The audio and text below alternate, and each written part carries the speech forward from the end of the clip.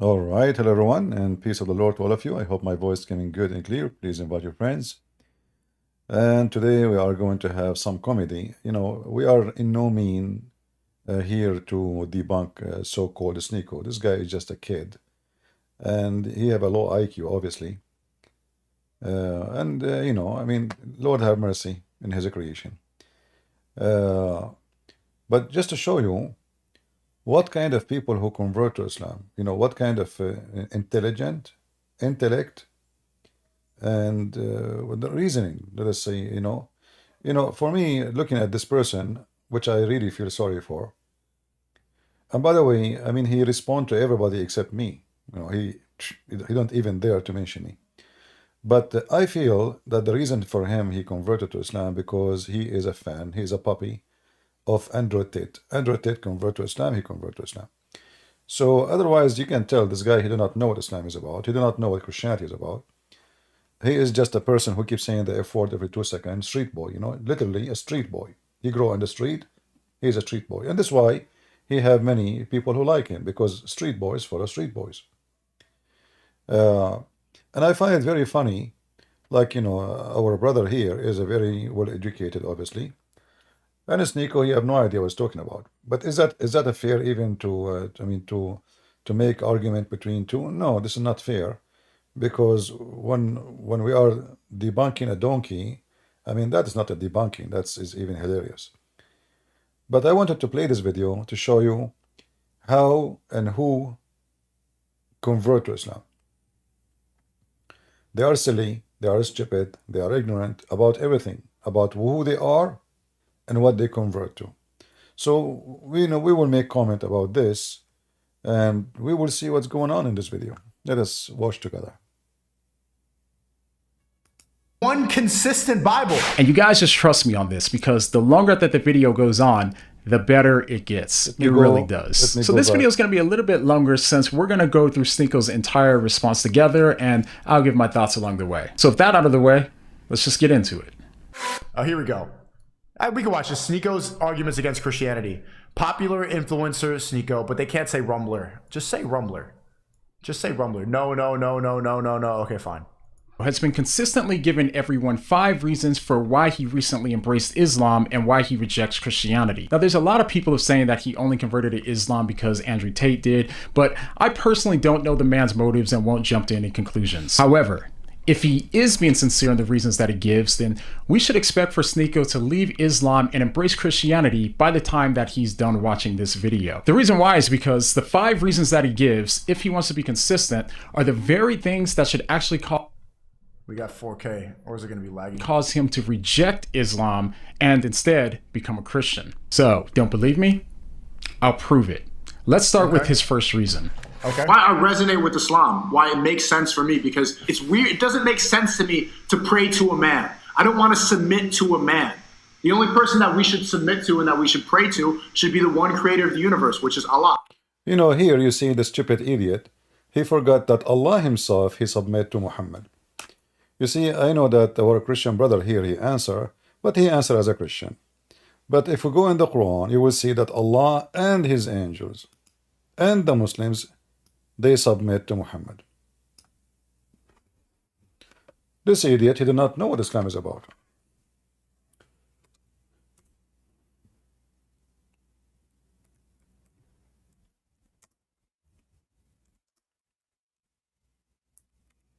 Oops, we are typing in English, sorry.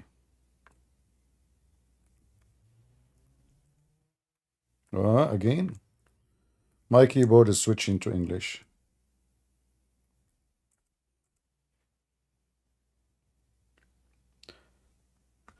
If you read in the Quran, you will see, it says, إِنَّ اللَّهَ وَمَلَائِكَتَهُ يُصَلُّونَ عَلَى النَّبِيِّ يَا أَيُّهَا الَّذِينَ آمَنُوا صَلُّوا عَلَيْهِ وَسَلِّمُوا تَسْلِيمًا. Chapter 33, verse number 56. The Muslim translation, fabricators, they say that Allah, look, read carefully with me. Allah, he sent his salat. Between 2 brackets, grace, honor, blessing, mercy. No, salat is not an honor. Salat is salat. Salat is a prayer. You ask a Muslim, what do you say about prayer? They say salat. So Allah do salah on Muhammad.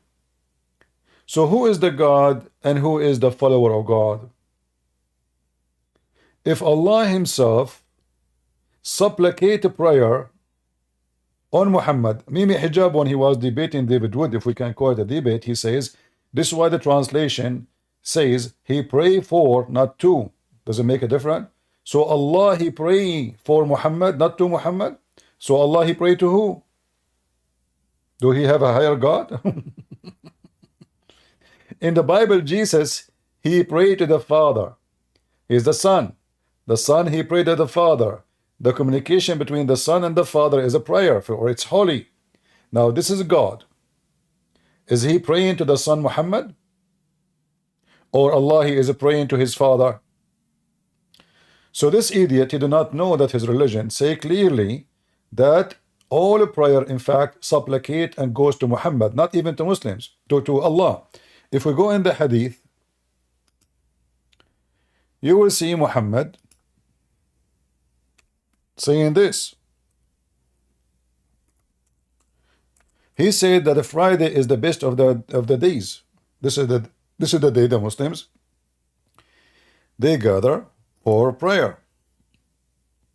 Muhammad he claimed that when the Muslim they make a prayer on Friday, their prayer will be supplicated to Muhammad. Do you see it? The Messenger of Allah said, among the best of your days is a Friday. So supplicate Allah more often for me in it.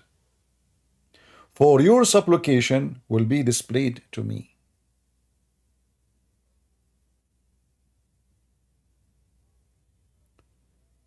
So who is Muhammad? You are praying to Allah, your prayers goes to Muhammad. Plus, why Muhammad needs supplication on him if Allah in the Quran, as Muslims they say, he already did blessing and honor to him? Do you see the stupidity? Muhammad is a mentally ill person. He have an echo. He worship himself. He praise himself a lot, and he want to be the center of the universe. So now look what happened. Allah, the angels, the Muslims, everybody is doing one thing: praying on Muhammad. You know, human being supposedly he should be worried about himself. I mean, you are Muhammad. I mean, your name is the praised one. So if the praised one need your prayer to Allah, what about you, poor Muslim? Why Muhammad is asking you and asking Allah and asking the angels? And actually, he's not asking anybody here. This is Allah supposedly talking. And here you see, by the way, how Allah is the one talking, and he says, Allah, he sent his salat. How Allah is talking? I mean, if I'm a Christian prince, why say, and Christian prince, he sent his supplication? In order to say such a thing, I have to be not Christian prince. If I am the one who is talking, then I should not mention my name, and I should not say Allah sent his salah. In Arabic, by the way, it doesn't say send salah. What send? Are we going to mail it? Mail it to who? I mean, do you see how stupid even the sentence? Focus with me, Muslims. Allah, he sent his salah. He sent it where?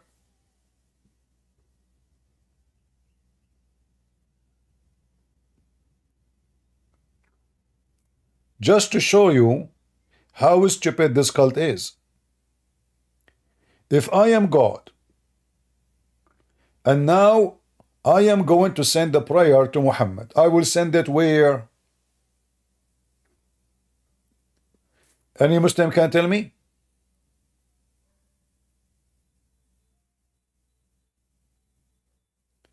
If you are a Muhammadan and you are watching the video later, don't hesitate to leave your comment and tell me Allah sent the prayer to who and where. I mean, he's God.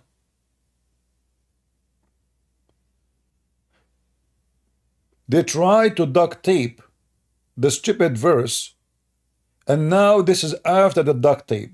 Allah, He sent His salat. Send it where? To Muhammad. Okay. There is something you send. I mean, is that something physical we send? What do you mean send? And if Allah, He blessed Muhammad, as the translation saying, which is fake, who need the angels? Allah and the angels. It's going to be the angels. They can do nothing. They do the same. And also His angel. Look at the false translation. It says, and also His angels ask Allah to bless and forgive him. Oh, where it says that? Where in the Arabic it says, and the angels ask Allah to bless him and forgive him? Where it says that? In Arabic, there's no different. It's right away. Inna Allah wa malaikatahu. Allah and His angels praying on Muhammad. You change the translation or the translator, you will find right away a new Quran. This is Hilali and Khan. You see it? This is who? This is Muhammad Hilali and Muhammad Khan. This is not a Christian translation. So if we change the translator, we will find different words. Let us see a different one. Let us see Muhammad Arbari.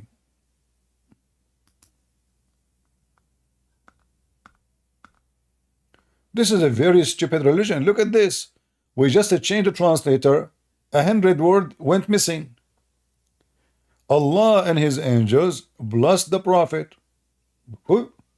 So why the other translation saying, and the angel asked Allah to send His blessing? Do you see? And this is stupid Sneako. He says in the beginning of the video, the Christian, they have 1,000 versions of the Bible. You eat it. This is the translation. What version? This is the translation.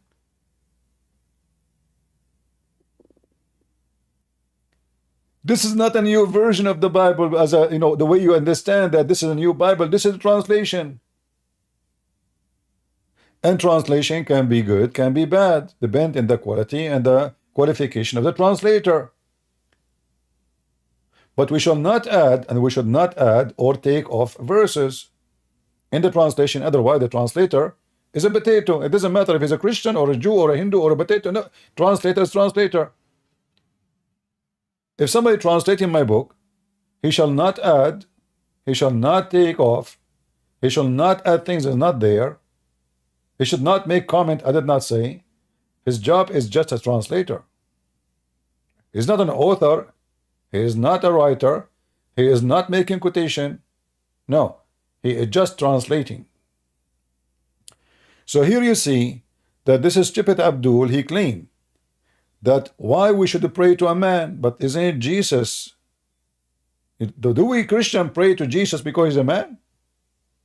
Is that really why we pray for him, to him? Is that the reason? Because he's a man. Well, if this is the reason we pray to him because he's a man, then we should pray for every man. But Jesus is the only unique. Why? For he is God who humbled himself and he came to us as a man. So he's God first before he is a man. This is why we worship Jesus, not because he's a man.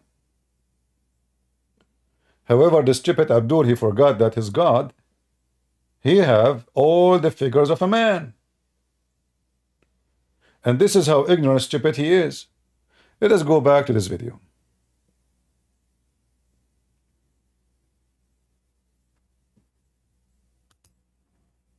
Look, you look like a, I don't know, a skunk when he's talking.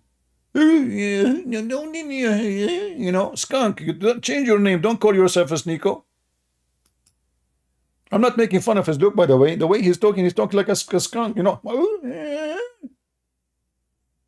I mean, do you even have a brain? You have a brain of a skunk. If he wants to be consistent, are the very things that should actually We got 4K, or is it going to be laggy? cause him to reject Islam and instead become a Christian. So, don't believe me? I'll prove it. Let's start with his first reason. Okay. Why I resonate with Islam, why it makes sense for me, because it's weird. It doesn't make sense to me to pray to a man. I don't want to submit to a man. The only person that we should submit to and that we should pray to should be the one creator of the universe, which is Allah. Same time, you know, I forgot to mention that Muslims, they have to submit to Muhammad. The Quran says, whoever submit to Muhammad, he submit to Allah. This is in the Quran. This donkey, he did not know his book.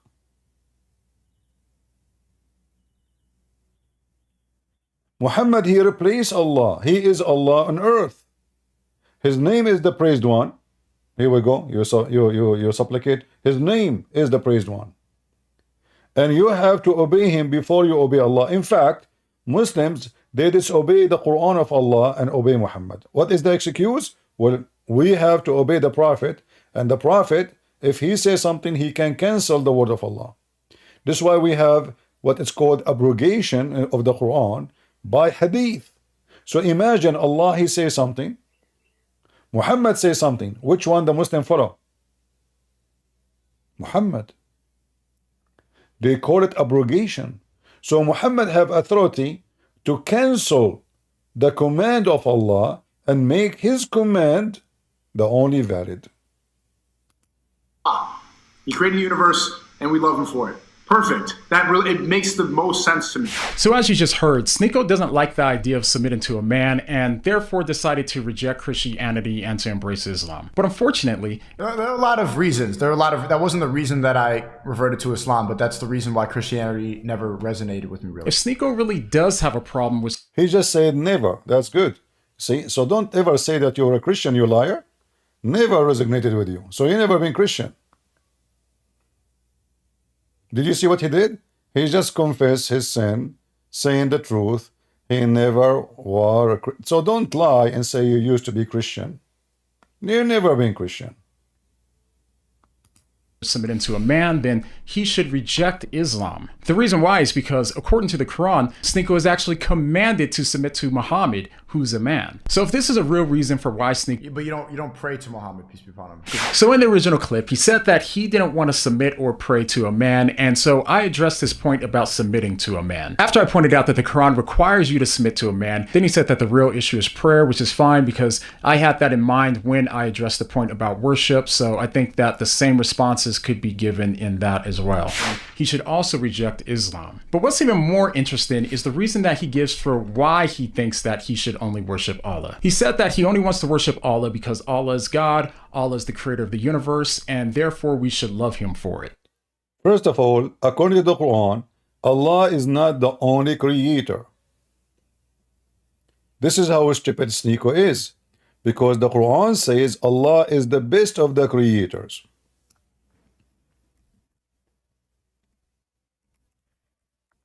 If Allah is the only creator, that means this verse in the Quran is an error, a mistake of the author of the Quran, so-called Allah aka Muhammad.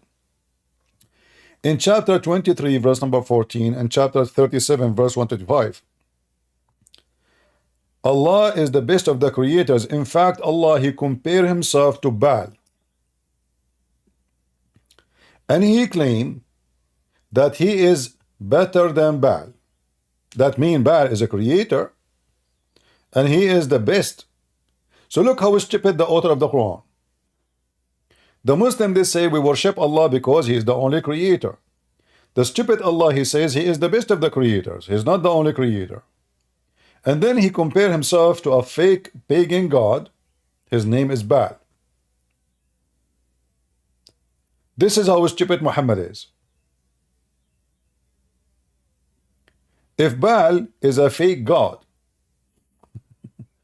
false god, how I say I am the best of the creators speaking about Baal.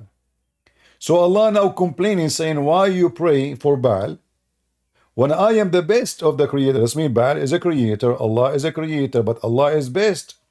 And here the funny is, who is the one who gave Allah the certification that he is best? Himself? Who is the one who says you are the best? You know, when we use the best that means the others are good too. Is that correct? If I say I'm the best of the students, it doesn't mean the students are bad, but I'm saying I'm the best between. So they are good, but I'm the best. So here Allah, did he condemn false God or he approved them? He approved them. For they are good, but he is the best. This is how stupid the knowledge of the author of the Quran is. You cannot be the best unless there is many like you. Correct? The Muslim, they keep saying to us, you cannot compare anyone to Allah. But look, Allah himself, he compared himself to Baal. Look how stupid this garbage, stupid religion. They keep saying to us, the Quran says nothing like Allah. Well, this is the verse from the Old Testament, nothing like God. This is not from you. You're copying us. This is number one. Number two, nothing like God is not about his leg and his face and etc. This is not about this. It's nothing like God, for he is the Almighty. For he is always truthful. For he is always powerful. For he is always eternal. For he is always loving, living. For he is the creator. So not because he, they ask him about Allah have 5 fingers. They say, well, nothing like Allah. Who care about, what do you mean nothing like Allah? He said he have 5 fingers. In that point here, you cannot use this Allah, nothing like Allah, because he is the one who used the word fingers, not me. When Allah he used fingers, that means he have fingers. When Allah he says he have a shin, that means he have a shin. He is the one who compare himself to my shin. It's not me. Are you following, people? Are we following the meaning? So Muhammad, when he says Allah the best of the creators, in fact he was copying, and we know the story. He have a scribe. His name is Abdullah ibn Sarh. Muhammad was reciting the chapter 23 in the Quran about how Allah created the baby, which is very funny and very stupid. According to Muhammad, the baby created from dead blood. The sperm became dead blood, and then the dead blood grew and became a baby in such a cartoonic way. So regardless of the mistakes of this verse about how the babies are created, obviously proving Muhammad to be a false prophet and his God does not even exist, there's no way God will say such a stupid thing. But here Muhammad was reciting this, asking his scribe to write it down. Muhammad recite, and then he stop until he arrive here the word and forth as another creation. Abdullah ibn Sarh, and remember what I'm saying to you, this is what is written in their books, in their interpretation, not me. Remember carefully. The Muslim, they say this is not true, this is in their books, and this is their scholars, and this is their own stories. So Abdullah ibn Sarh, he says, so blessed be Allah, the best of the creators. Muhammad said to Abdullah, put it there. Abdullah, he said, what put there? He said what you just said. So blessed be Allah, the best of the creators. Abdullah, he said, hold on. I am the one who said that, O Prophet of Allah, not you. Muhammad, he said to him, it came to me as it came to you. Imagine. So Muhammad, he liked what this guy said. He told him to add it to the Quran. And now the Quran is more in trouble. The stupid Muhammad, he liked the sentence. It fit perfectly there according to him. So let us copy it and put it there. But now we have how many creators? Especially we are talking about creating babies.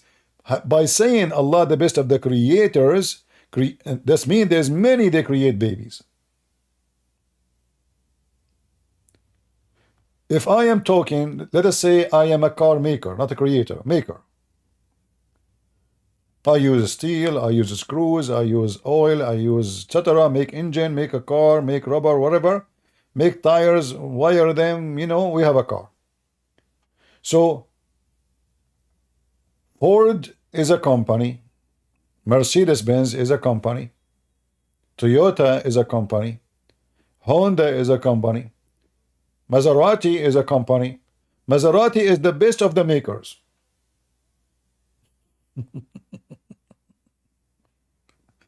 I'm not saying, by the way, it is. No, I'm just joking. So, by saying that, I am saying all of them, they make cars, but I am the best of the makers. Now, let us switch to make babies. Allah describing how He make babies, and then at the end He says, so blessed be Allah. And by the way, Muslims, who is blessing Allah?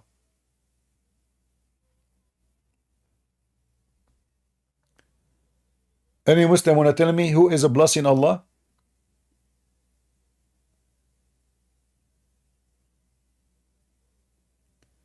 In this scenario, who is blessing Allah? People, do you see the stupidity? Anyone notice with me how stupid this statement is? If Allah is talking, do Allah even need a blessing? What do you mean? What does blessing mean?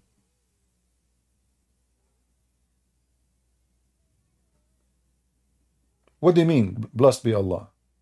Allah blessing Allah?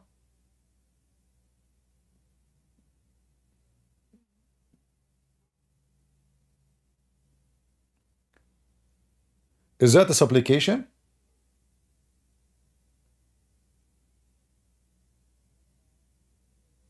What is this? So the stupid Sneako, he do not know anything about his garbage cult, yet he claimed that he have a religion and he have a God. But the second you start reading the stupid Quran, you will die laughing. Let us go back and laugh more. But ironically, in Christianity, Jesus is God. He created the entire universe. So why does Sneako have a problem with... Correction. Yes, in Christianity, Jesus is God and He created the universe. In Islam too, Jesus is God and He created creation. Isn't it the Quran says that the Messiah, He created from the mud the bird? So is Jesus creator in the Quran? Yes, He is.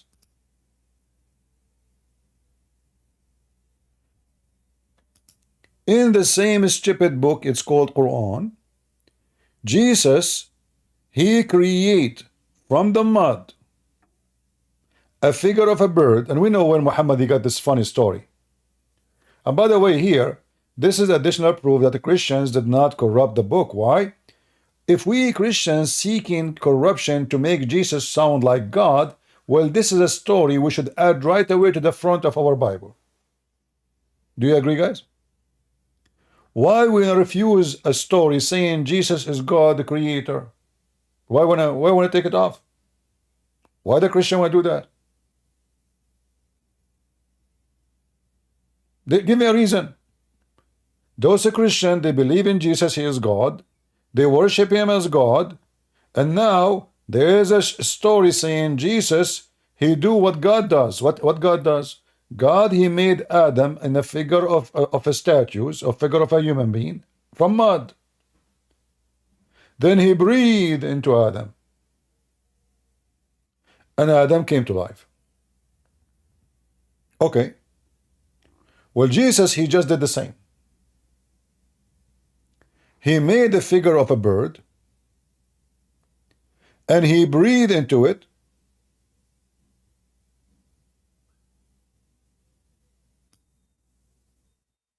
and became a bird. And then the Quran says by the leave of Allah, but that doesn't change anything. Prove first that this is by the leave of Allah.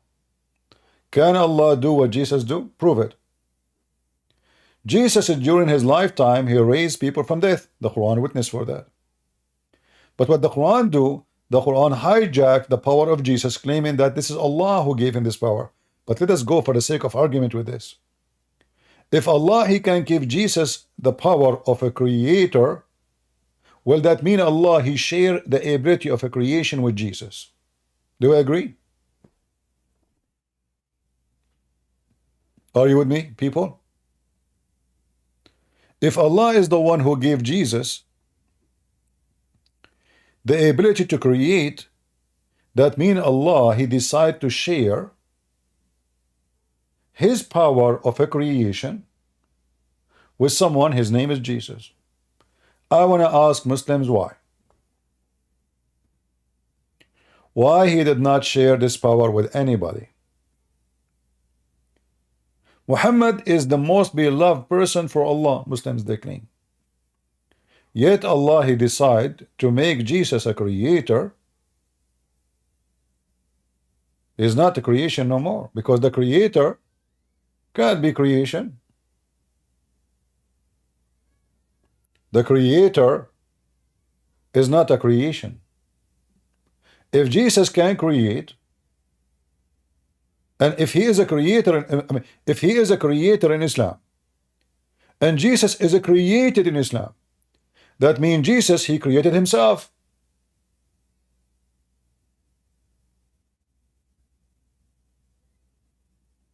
Are you with me?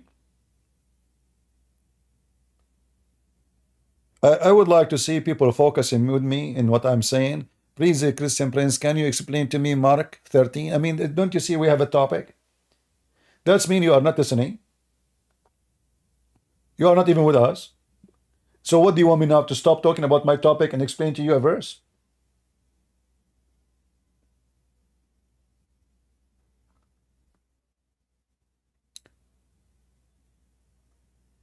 Here you see the Quran debunked itself.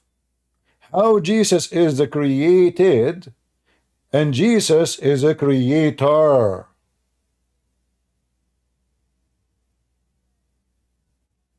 Do you see why we laugh at the garbage of Muhammad? Is it possible that I am the creator and the created in the same time?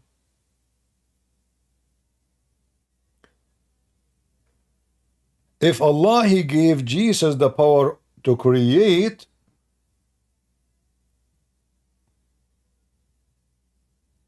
how many creatures exist right now made by Jesus? Is that the only one Jesus He didn't make? There's no proof. Maybe millions. If Jesus can create a bird, can't He create a human? Can't He create a human?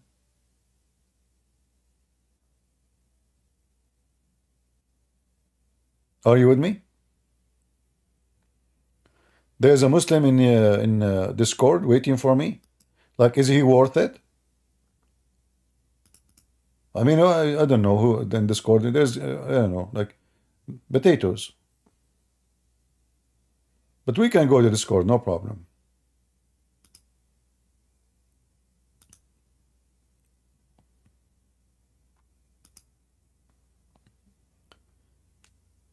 The first thing you will notice that Muslims, they do not know anything about the religion. I mean, Muslims who they are born Muslims and they are Arab do not know what Islam is about. How this idiot Sneako, who do not know even how to say his prophet name correctly, he do not know, as he said, he do not know until now how to pray. He have no time to pray, as he said. I mean, this is a very stupid person. And this is why I say stupidity is amazing. Am I heard in Discord or nobody hear me yet? Because sometime I log in, nobody can hear me. I guess still they cannot hear me. Let me get out and come back again.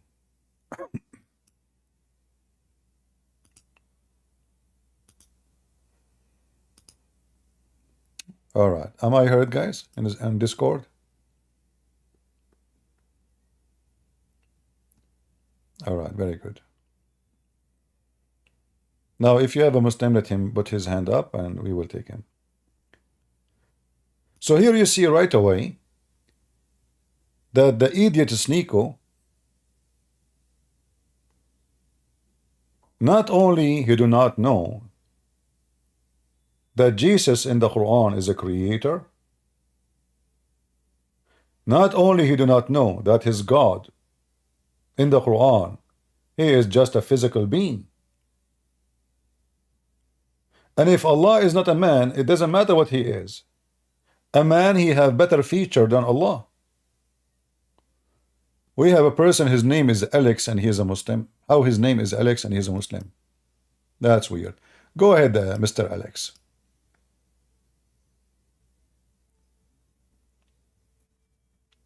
Hello?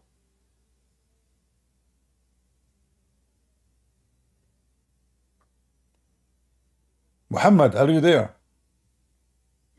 Okay, hello CP, hello Alex. Alex, he's a Muslim actually, but he changed his name because of the job, to get job. He told us that before, yeah. But the thing is, Alex, you should use push to talk, okay? Thank you, CP. Okay, thank you.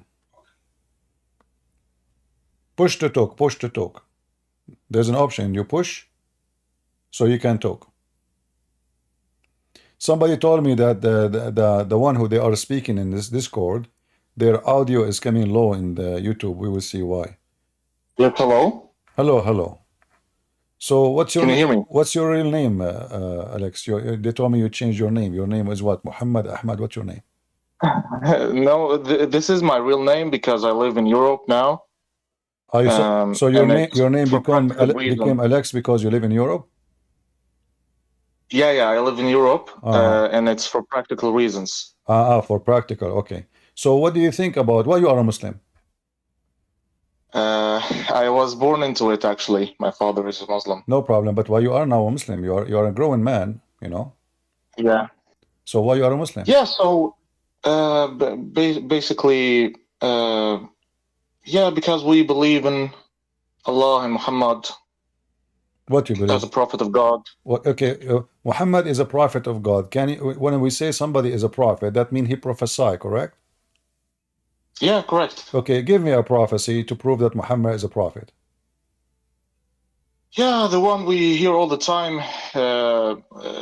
like يتطاولون في البنيان, and he's speaking about the Arabs, you know, and it's happening now in Dubai. Can you explain to the people what does that mean? Yeah, so the Arabs. I'm by the way, I'm also from the Middle East originally. No problem. So yeah, it means that the Arabs who used to be like Qaba'il, how do you say it? Tribes. Yeah, so they're tribes, and they used to live like in tents, in really low buildings, and now they are like competing with each other to build taller and taller buildings, and that's what's happening in, all right, I think, Dubai.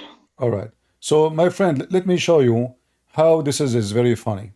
First of all, okay, the Arab, they have high buildings, and those people of Yemen, they have high buildings before people in Europe.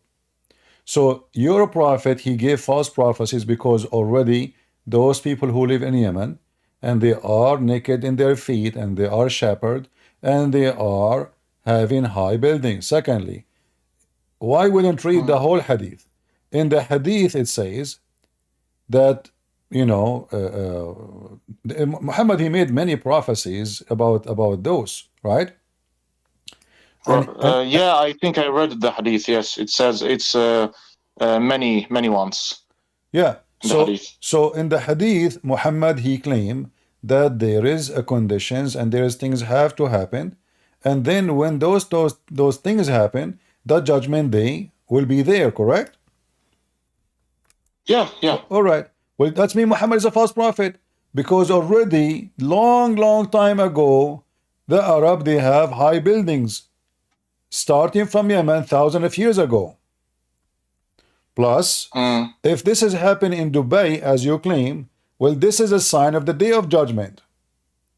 How come nothing happening? So if this is a prophecy, Muhammad, he failed, you know. So when a Muslim he says to me such a story, I laugh, because let us read together, and then you will notice in 2 seconds that your prophet is a false prophet. Do you see my screen? Yeah, I'm actually on your live on YouTube. I will mute so I can. Okay, let me, guys, those who they are in Discord, if you don't mind, you go to YouTube so you can see the screen if you like to see what I'm going to show him. All right, or you can go to Ramble. Can you read for me, Mohammed, whatever your real name? Go ahead. Can you read for me what you see in the screen? Yeah, narrated Abu Huraira, Allah's messenger, said, "The hour will not be established till two big groups fight each other, whereupon there will be a great number of casualties on both sides, and they will be following one and the same religious doctrine, till about 30 Dajjals, liars, appear, and each one of them will claim that he is Allah's messenger, till the religious knowledge is taken." This is number 3. Away by the death of the religious scholars. 4. Earthquakes will increase in number. 5. Time will pass quickly. 6. Afflictions will appear. 7. Al-Harj, i.e. killing, will increase. 8. Till wealth will be in abundance, so abundant that a wealthy person will worry lest nobody should accept his zakat. And whenever he will present it to someone, that person to whom it will be offered will say, "I'm not in need of it." 9. Till the people compete with one another in constructing high buildings. Let us stop 10. here. Let us stop here. Did you notice what happened, my friend? Your prophet is a big fat liar.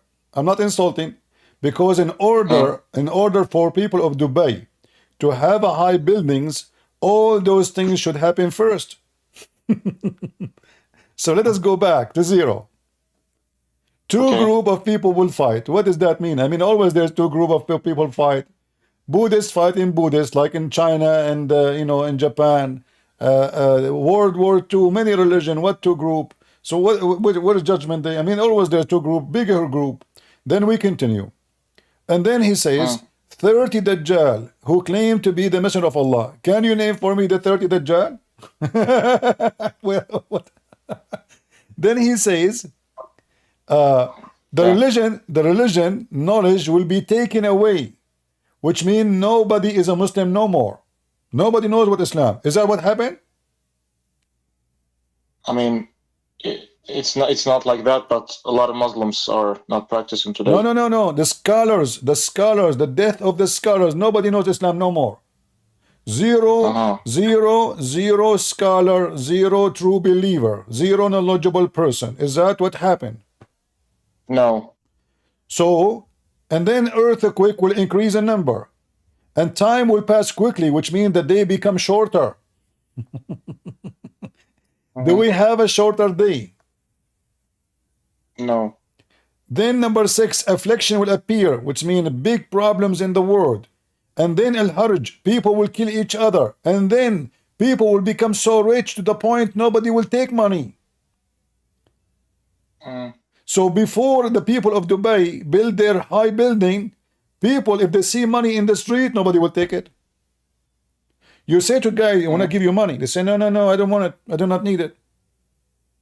So when you say to me that Muhammad, he says the Bedouin, they will go high in the building, I laugh, because this is a proof Muhammad to be a false prophet. And look, 1, 2, so this is number 9, number 10. 10, till a man will be passing by a grave of someone else will say, what that I wear in this place, until the sun rise from the west. So if Muhammad is a prophet, so look what the Muslims do.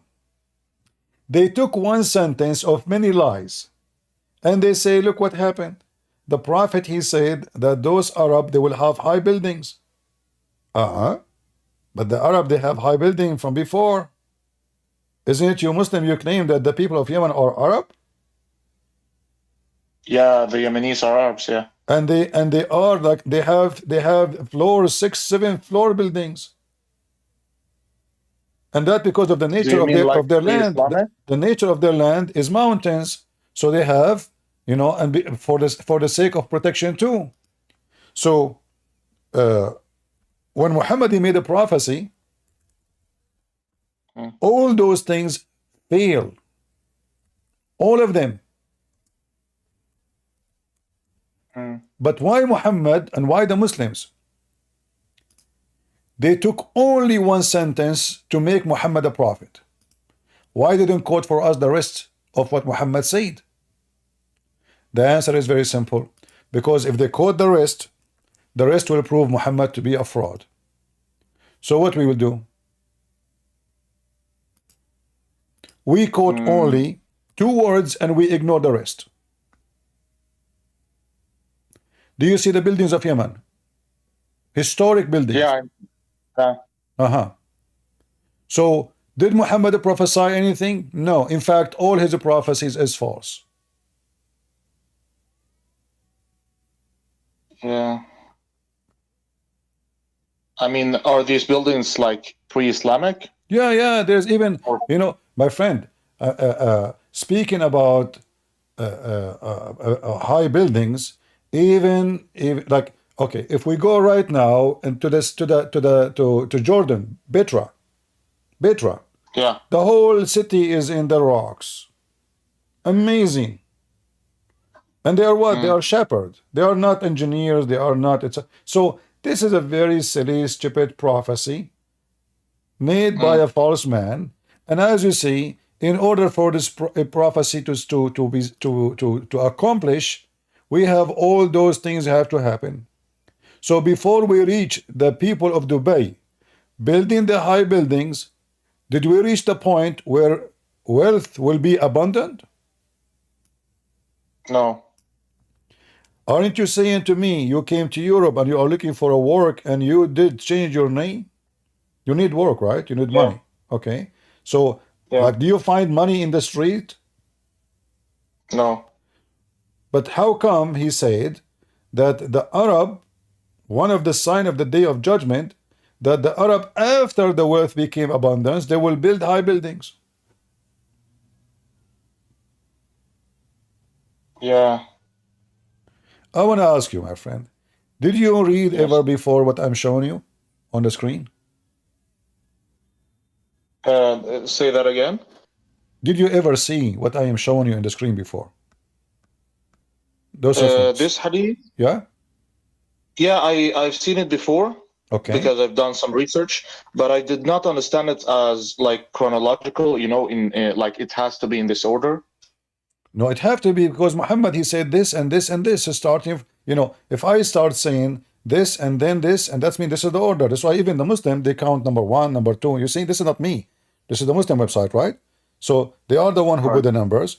And obviously when Muhammad, he count them, even if he did not add the word, like the letter, like the number 1, but this is number 1. So the hour will not be established till starting this and this and this and this and this and this and this. And as you see, if Muhammad is a true prophet, already the Arab, they have high buildings. But Dubai and Emirat and Kuwait and Bahrain is where human trafficking happening, abused, rape, prostitution, women, they are brought from around the world for sex slavery. So is wealth is abundance? Do people go to Dubai and they collect money from the street? Or they have to work in slavery to make it?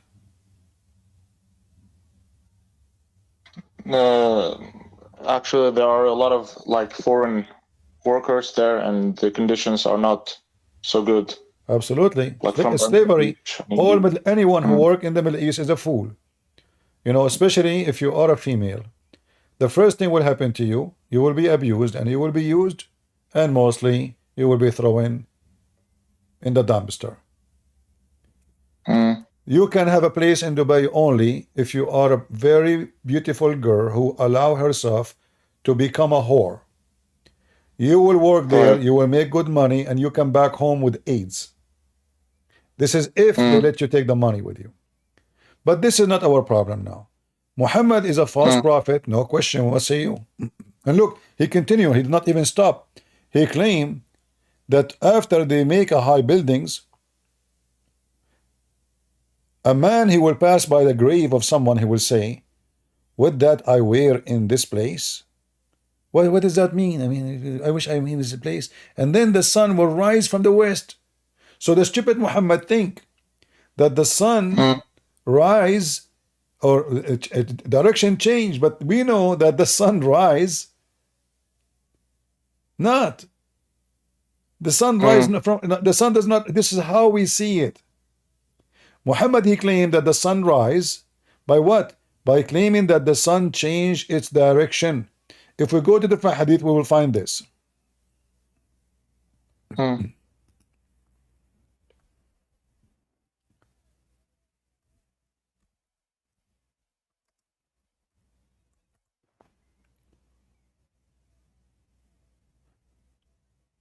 Let us read this hadith together.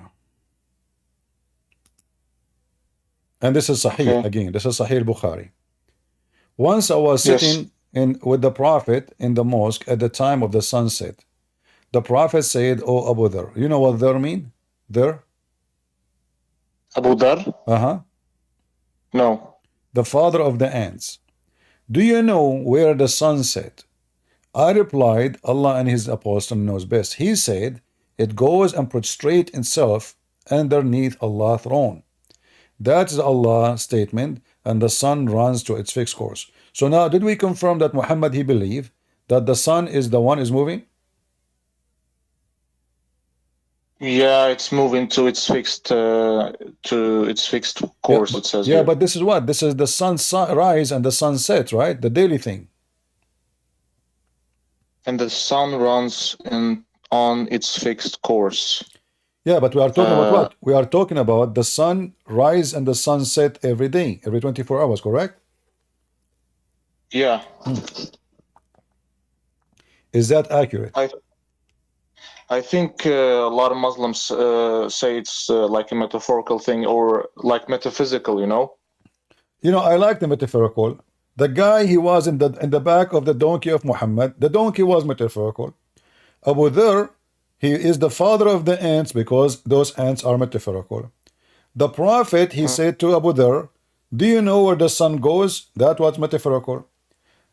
Abu Dhar, he said, "Allah and his apostle knows best." That's metaphorical. Allah Messenger said, "The sun goes under Allah's throne." That's metaphorical. I mean, what a joke. How come the Arab will build a building, high building was not metaphorical?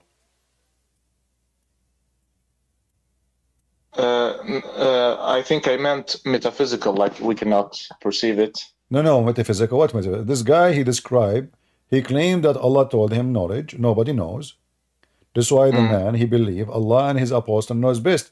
The Muslims are mushrikeen, kuffar. They associate the knowledge of God with the knowledge of a man.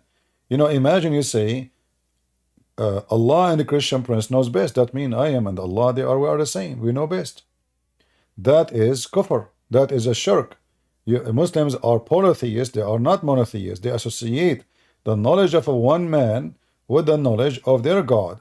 So how God is knowledgeable if Allah and Muhammad knows best? So now if Allah is not there, Muhammad knows. We do not need Allah.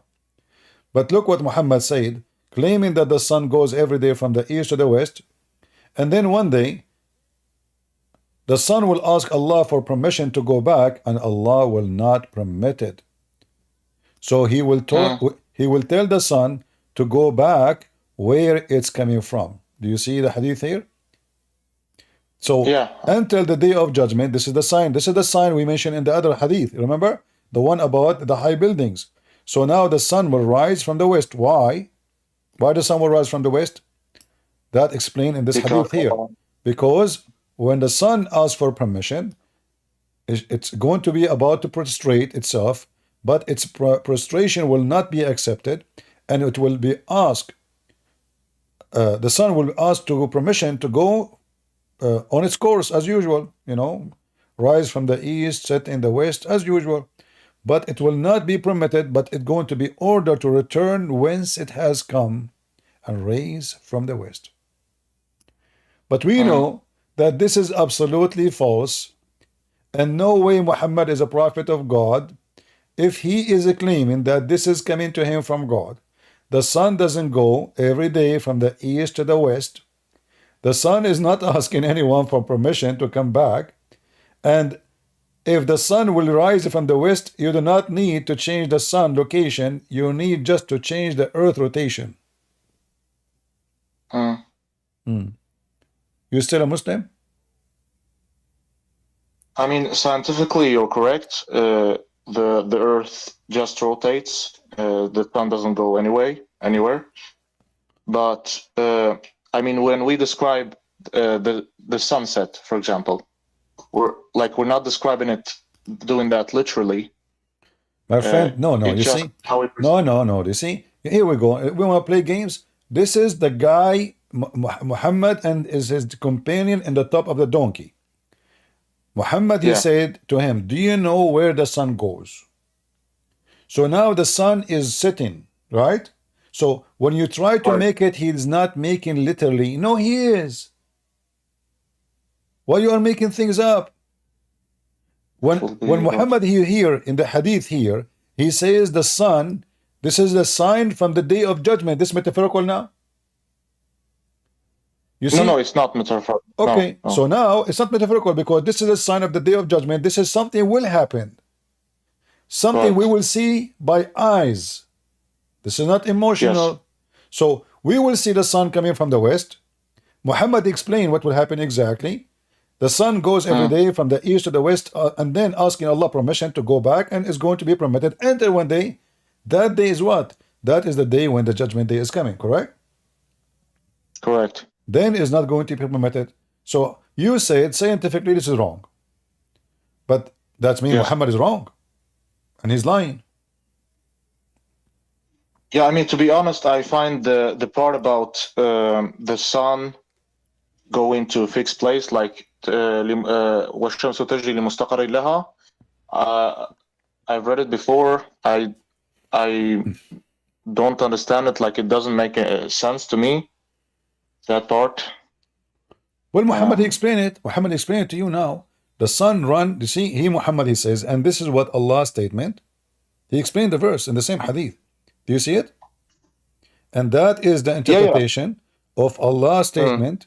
The sun runs to its fixed course. Yeah. So Allah is wrong, Muhammad is wrong, Islam is wrong, Islam is false. Thank you very much. So when I ask you, can you give me a prophecy your prophet he gave, because you call him prophet, you gave me this, it was your choice. Did I force you to choose it?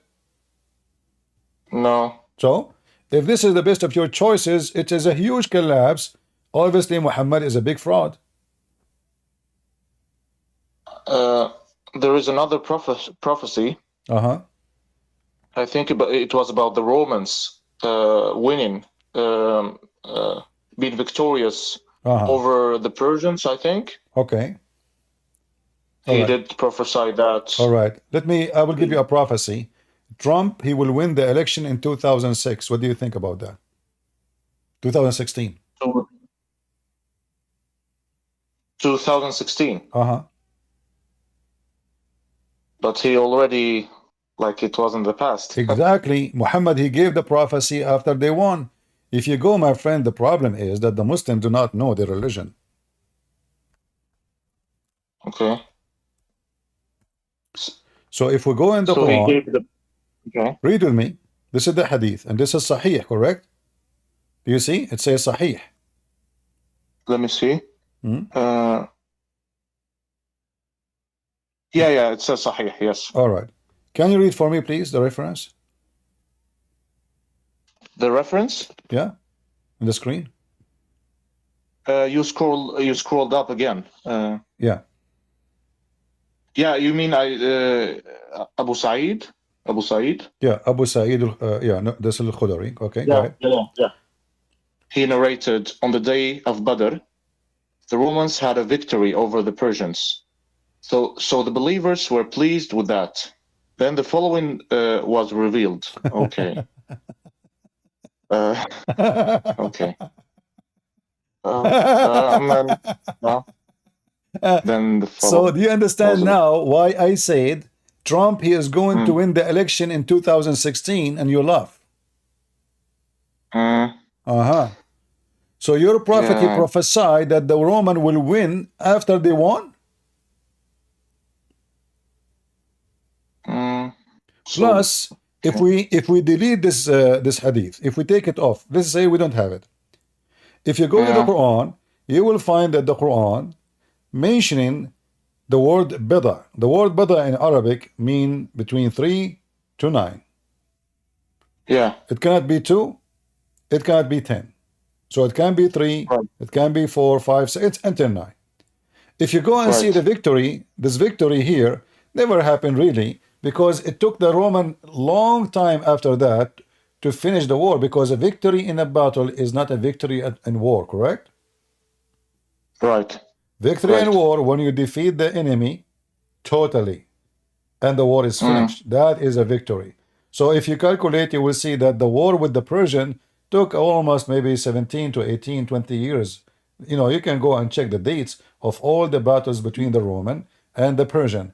The battle we are talking about here, this is in the Holy Land, when the Roman, in the beginning, they were defeated, and then the Persian, they were able to take Jerusalem, and then this is called the Siege of Jerusalem. You can go check it out. And then the Roman, they were able to take back the land. So and hey, by the way, there's something very fishy here. Does it say mm, the believer will be pleased with that? yes. So Why? the believers at least, yeah. Why the believers Muslim will pleased by the victory of the Roman? Mm, um, I think we like the Persians were the enemies of the Muslims at the time No, no, or hold on, something. hold on. If the Christians are kuffar Mm, and they are worshipping a man, as the Muslim they say, and may Allah curse them. So mm, why the believers will be happy because the Roman are winning? Isn't you Muslim? You want to fight the Roman after? So here Muhammad, he was playing that he is a Christian. He claimed that he is supporting the Roman. Like you support Brazil, I support Germany football. So mm, his team is the Roman. But here the hypocrisy. At that moment, Muhammad, he was trying to say that he is a Christian. He support the Roman. Okay, and they are making fun of him. Look, the Roman, they lost. He said, okay, okay, Allah told me the Roman will be victorious. So Allah with the Roman. But then suddenly the Roman, they are kuffar. yeah. Give me another one. The first two is a big failure. Do you have another new? Another prophecy. Yeah? I think he said too that Islam will be like the minority religion because he said in Arabic, I think, something like كقابض على جمرة من نار, like describing the Muslim in today's society or in the future, he will be like as if he's holding something really hot. You know what I mean? Yeah. But you remember we answered this already because Muhammad he claimed that all the scholars of knowledge will die before the Arab they build the high building. You remember? Yeah, yeah. Okay. So Muhammad he is saying a statement. I mean this guy he no I mean I didn't know what to say, but obviously we do not need all of those to prove Muhammad to be false. If Muhammad he lie in one, he is a liar. If Muhammad he lie in two, he is liar twice. If Muhammad he lie in three, he is liar thrice. But that will not change the fact that he cannot be a prophet anywhere. Mm, Right? right. So are you out of Islam? I mean I've always have had like doubts, to be honest. But the thing is, um, I started like watching your videos and other people on YouTube and such stuff, and yeah, and then I started getting doubts, and I started looking up stuff and explanations and all that, you know. So what do you Uh, think? Are you out of Islam today? Did you decide to leave?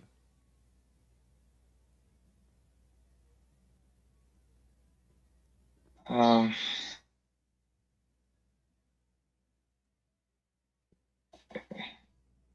No, it's not. It's not easy to leave something you were born into. You know what happened to me when I was born? My mom, she told me that I'm born covered by hair. And since then, I'm covered by hair. What does have to do with this, my friend? So, okay, I'm covered by hair.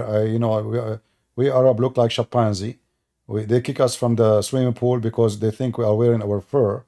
But there is something we cannot change in our creation, but there is something we can change in our belief.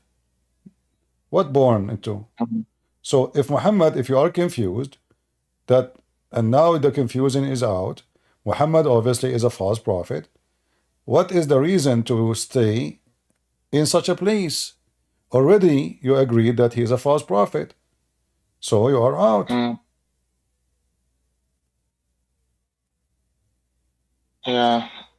I mean, regarding the hadith, and I'm not saying it's sahih and all that, why I have problems with the hadith is not because of the grades, sahih, hasan, da'if. It's more about they have compiled the hadith like 200 years after the Prophet. But this is the same Quran too. The Quran was compiled hundreds of years after Muhammad. The most popular Quran the Muslim they have today is the recitation of Hafs. If you have the Quran in Arabic, open page A. It says, this Quran is according to the recitation of Hafs ibn Asim. Correct? Okay. Yes, I know. No, yeah. So according to recitation, not writing. No book. And nobody have a book of Hafs. And Hafs was accused by Muslim to be a fraud and liar. This is why his hadith is rejected. So Muslims and the Quran and the hadith, both of them, they are collected long time after Muhammad. However, if it's collected from the first day or not, it's still the same for me. Quran is stupid. Did you see how the Quran speak about how the baby is made? How this can be from God? The sun set in murky water. He found where the sun set, he found where the sun rise. So, hail coming from mountains in heaven. Women, she have semen coming from her ribs. So it doesn't matter if the Quran collected from the first day. This is why I don't debate Muslims about the Quran as being corrupted, because you cannot corrupt something is false anyway. I mean, this is funny. How you can corrupt something is a trash. It's like, the water was pure and you make it dirty. Well, it was dirty always. It was a sewage from the beginning. So saying to somebody you made it dirty is like saying to me, or saying to myself, it was a clean and now I'm going to prove to you it become dirty. But this is not the case. It was always dirty and is going to stay dirty. And now the Muslims are sorry, especially those who they consider themselves religious. They are sorry they collected those stories. Look, if the Muslim did not collect those stories, which I'm showing you in the screen, you might stay in Islam, believing Islam is true, because I have no proof to provide to you from the mouth of Muhammad that he's a fraud. But now, thanks to Muslims, they gave us all the proofs. And they gave it a grade. Da'if, weak, sahih, authentic, right? Right. So now the Muslim, he don't have the choices. Some Muslims, they try to be smart. They say, I reject the hadith. Well, we have the Quran. And by the way, you cannot reject the hadith, because if you reject the hadith, you reject Islam. All Islam is based on the hadith. Yeah, I know. So are you out of Islam, my friend? I have just another question. All right. Regarding the embryology in the Quran. Yeah. I think I heard you talking about it, and then I looked it up, like on a Muslim, on an Islamic website, and they spoke about about the mudgha, the alaqa, and they said that I think the mudgha was like they described it as something chewy and had the form of a little insect that resembles the embryo in the early stages. Okay. Look what I will do. I'm not going to explain to you the verse. I will let Muhammad explain it to us. Is that fair? Yeah, yeah. Okay. So Dr. Muhammad, we will call him and he will give us the answer. All those hadith, as you see, is your prophet claiming that he have knowledge and he is explaining how the baby is made. Mm. Read with me carefully. Can you read for us? Yeah. So the messenger said, when the drop of semen remains in the womb for 40 or 45 nights, the angel comes and says, "My Lord, will he be good or evil?" And both these things will be written. Then the angel says, "My Lord, would he be male or female?" And both these things are written, and his deeds and actions, his death, his livelihood, these are also recorded. Okay, let's Then stop here. You know, the rest is not important. You will see here. It says, according to your prophet, that semen remain in the womb for 45 nights. Is that godly? Semen will remain for 40. Semen? Semen, yeah. Okay. Is that what science they say? You can No. search. It says that maximum semen can stay alive for 5 days and not in the womb. Yeah, I know. Okay. I study medicine. Oh, okay, that's so good. So you know it very well. So now this is false. Muhammad is a liar. Let us continue. Muhammad, he give us even more options. And as you see, all of this is sahih, authentic. Here it says, when the drop of semen remain in the womb for 40, 50 nights, an angel come and say, "Oh my Lord, will be he good or evil?" Both things will be written. And the angel will say, "My Lord, he will be male or female." Okay. What is the last thing? Is male and female is the last thing to happen to a baby? No. Look what he says here, just to make it more clear.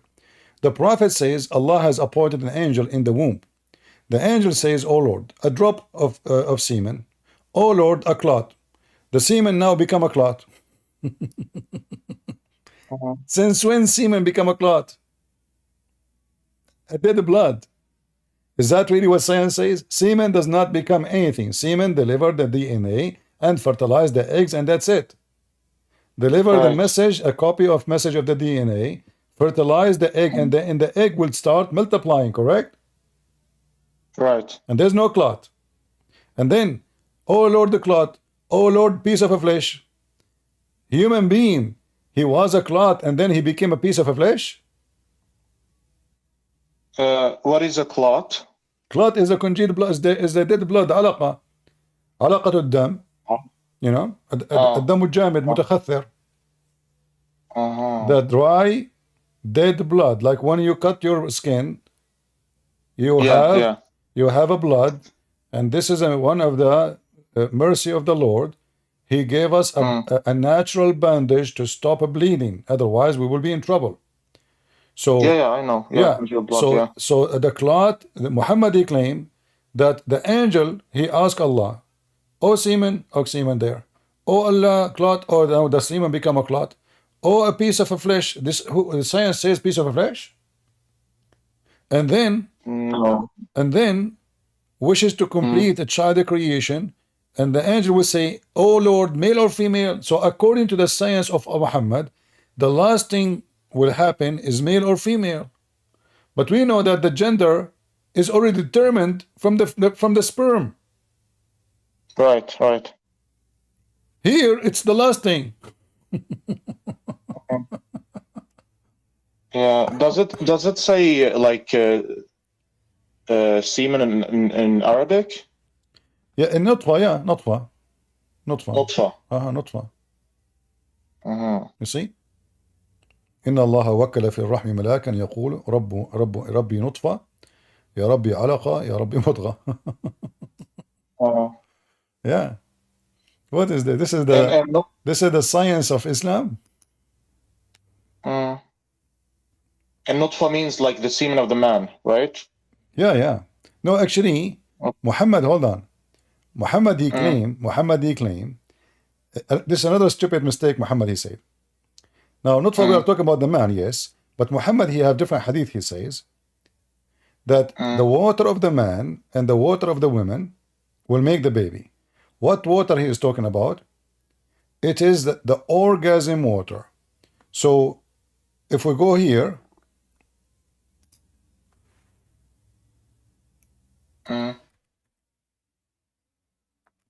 read with me. And here you see again Muhammad is making a poo-poo. I mean, Dr. Muhammad, sorry. Read it.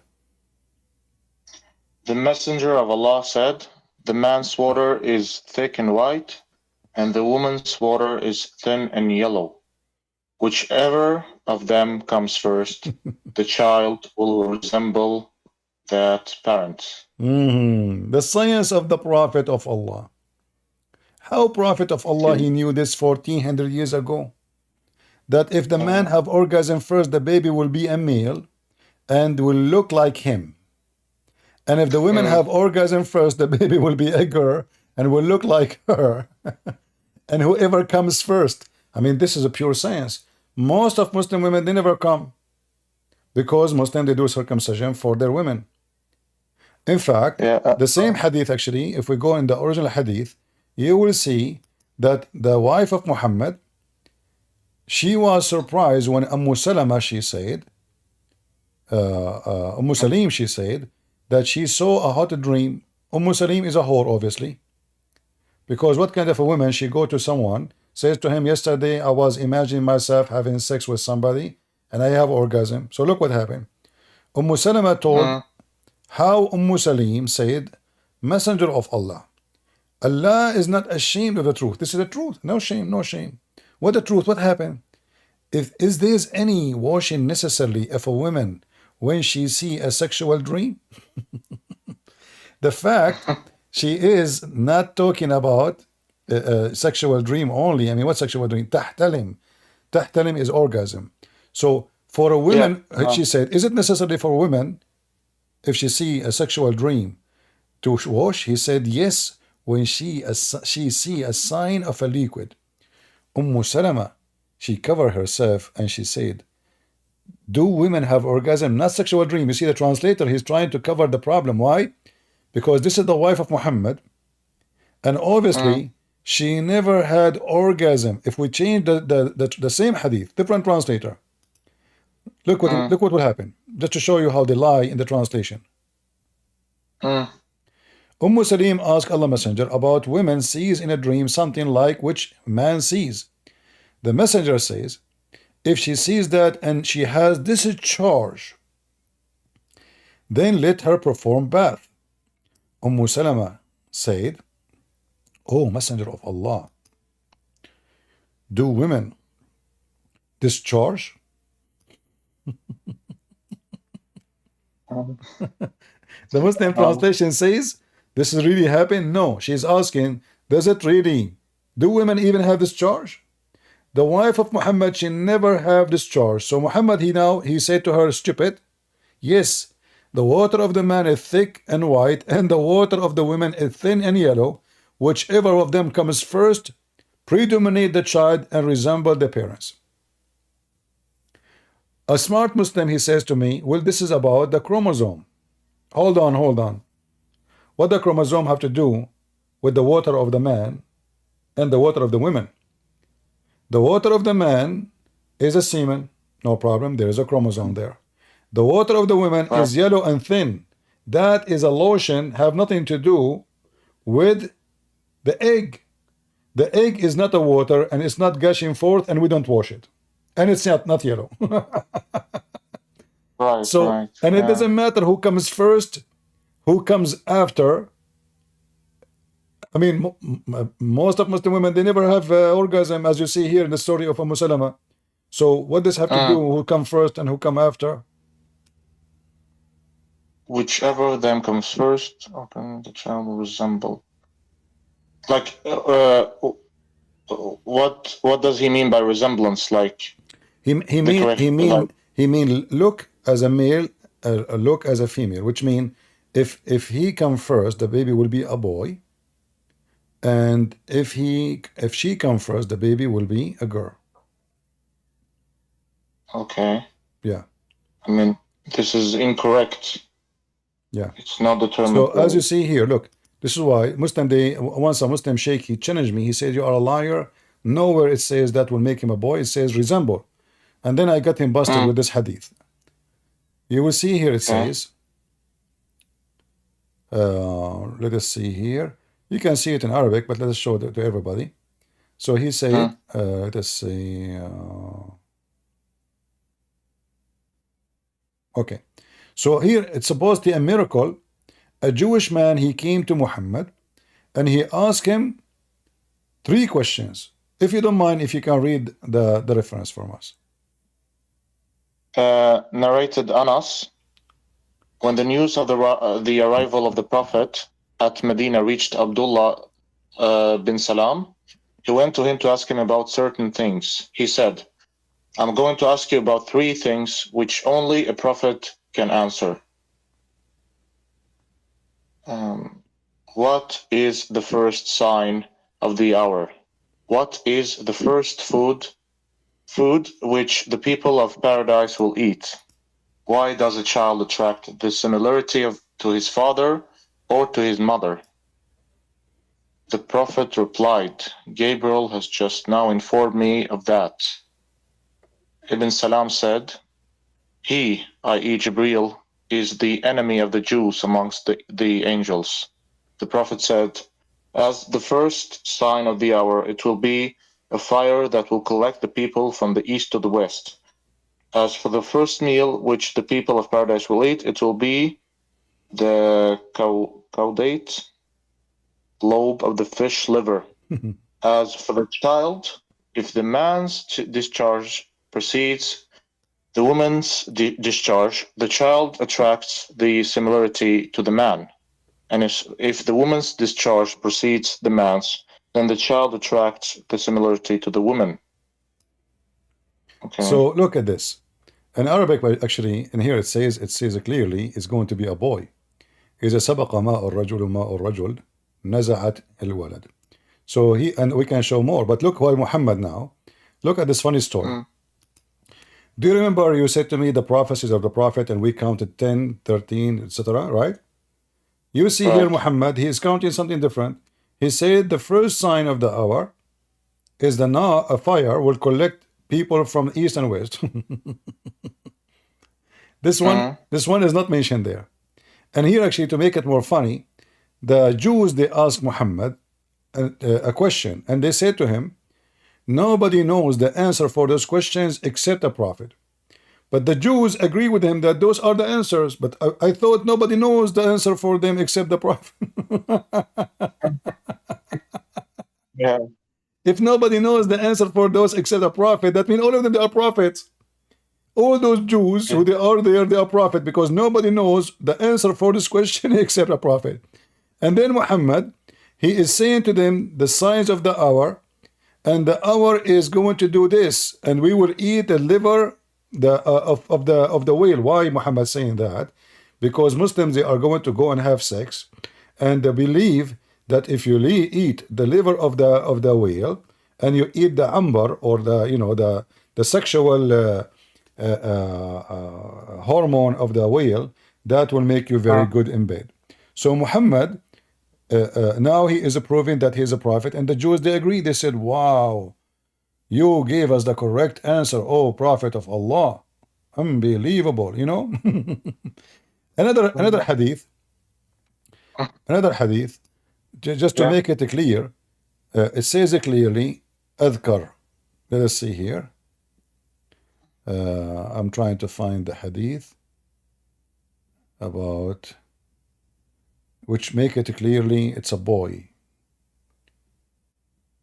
Let us see. There's tons of hadith, so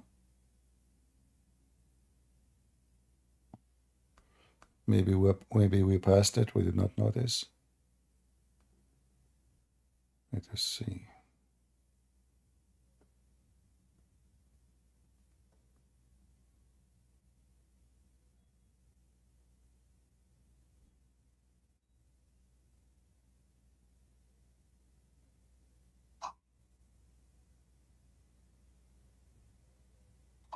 Yeah, I need maybe let us try.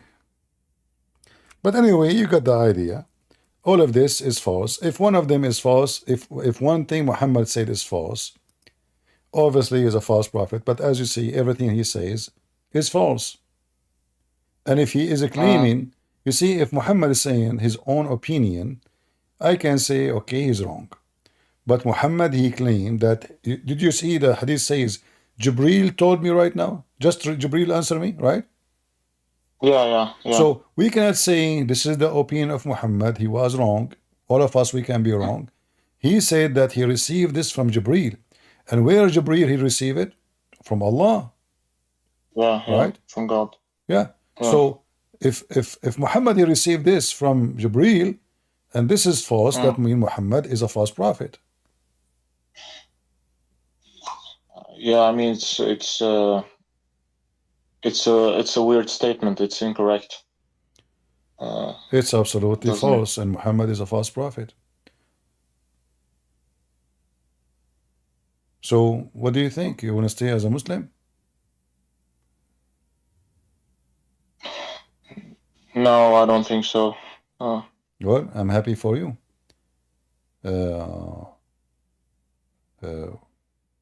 You made the right decision, and I'm glad that I spoke to you today. So what do you think about Christianity then? As long as you decide to leave Islam, what do you think about Christianity? Yeah, I've heard a lot of good things about Jesus, like as a person, who he was, what he did. Only good things. I don't have anything bad. But this is not a reason to believe in Jesus because he is a good person. I mean, this is normal to be because he is supposedly God. So why he will not be good? But we're not talking about good. We are talking about the only good, because no man is good. You see, all of us, we are sinners. Do we agree? Right. All of us, in a certain point of our life, we did something wrong. Sometimes we do it every day. We repent, we ask God forgiveness. We sometimes we repeat our sin, sometimes we overcome it. But it doesn't matter what.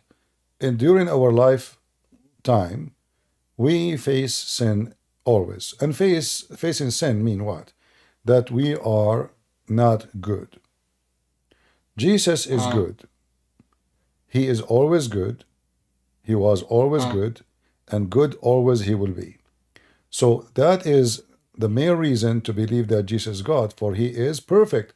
Because to be good all the time, well, that means you are not a human like us. Jesus says, I am from above and you are from below. If Jesus says, I am from above, and Jesus was a bad person, and he is not good, or he commits sin, I will say to Jesus, how you are from above? You are like us. How you are from above? When Jesus speak about above, he is not talking location.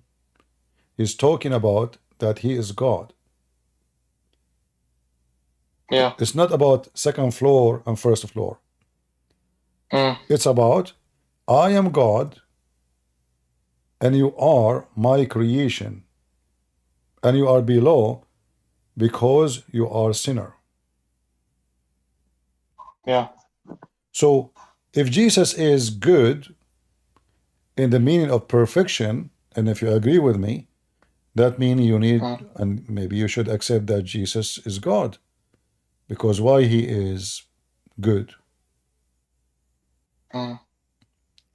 What the reason to be good? There's no reason for a human to be good, because a human being cannot be good.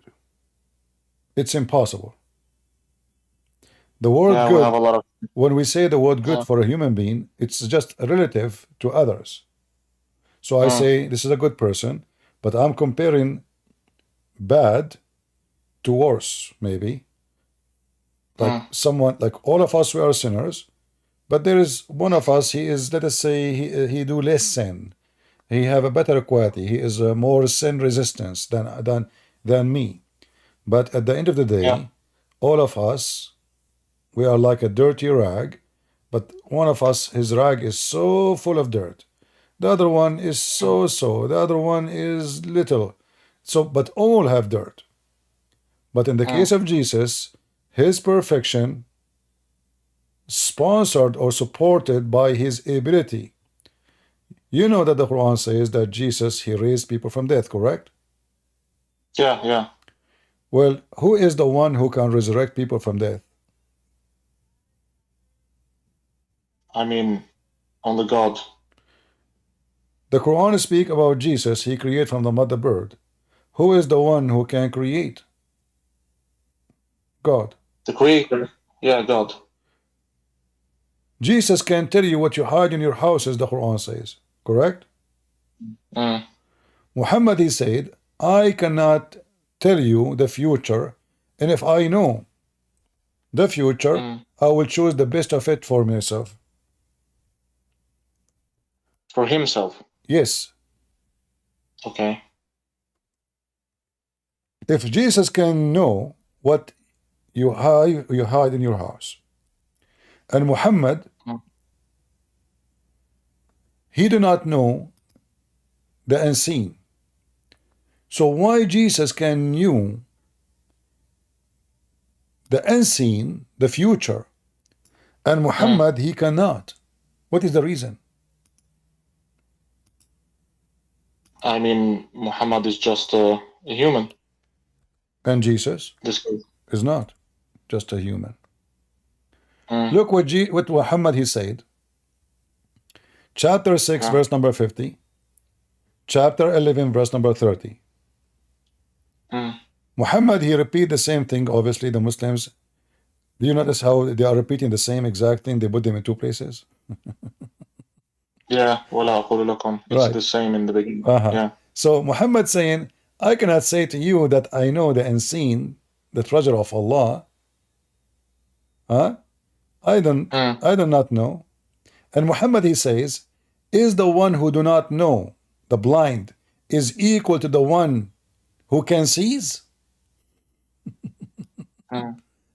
But this is who? This is him compared to Jesus. Jesus in the Quran, he can tell you what you hide in your houses, what even you ate, what you even you drunk, what even you said. Muhammad saying, I do not know the unseen. I know nothing of it. And is the blind equal to the one who can see? So Jesus can see the future, Muhammad he cannot. Who is the blind in this case? Muhammad. Who is the one who can see? Jesus. Chapter 11, verse number 31. And I do not say that to you, that with me are the treasure of Allah, which mean knowing the unseen, nor I know the ghaib, which mean the future, nor do I say I am an angel, and I do not say those whom your eyes look down upon that Allah will bestow any good to them. Muhammad, he know nothing. He have no idea about the future. He cannot tell you the future.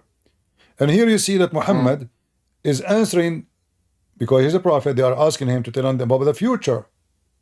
Prophesy to us. Muhammad, the answer says, well, I do not know. I do not know. Yeah. But Jesus, he knew.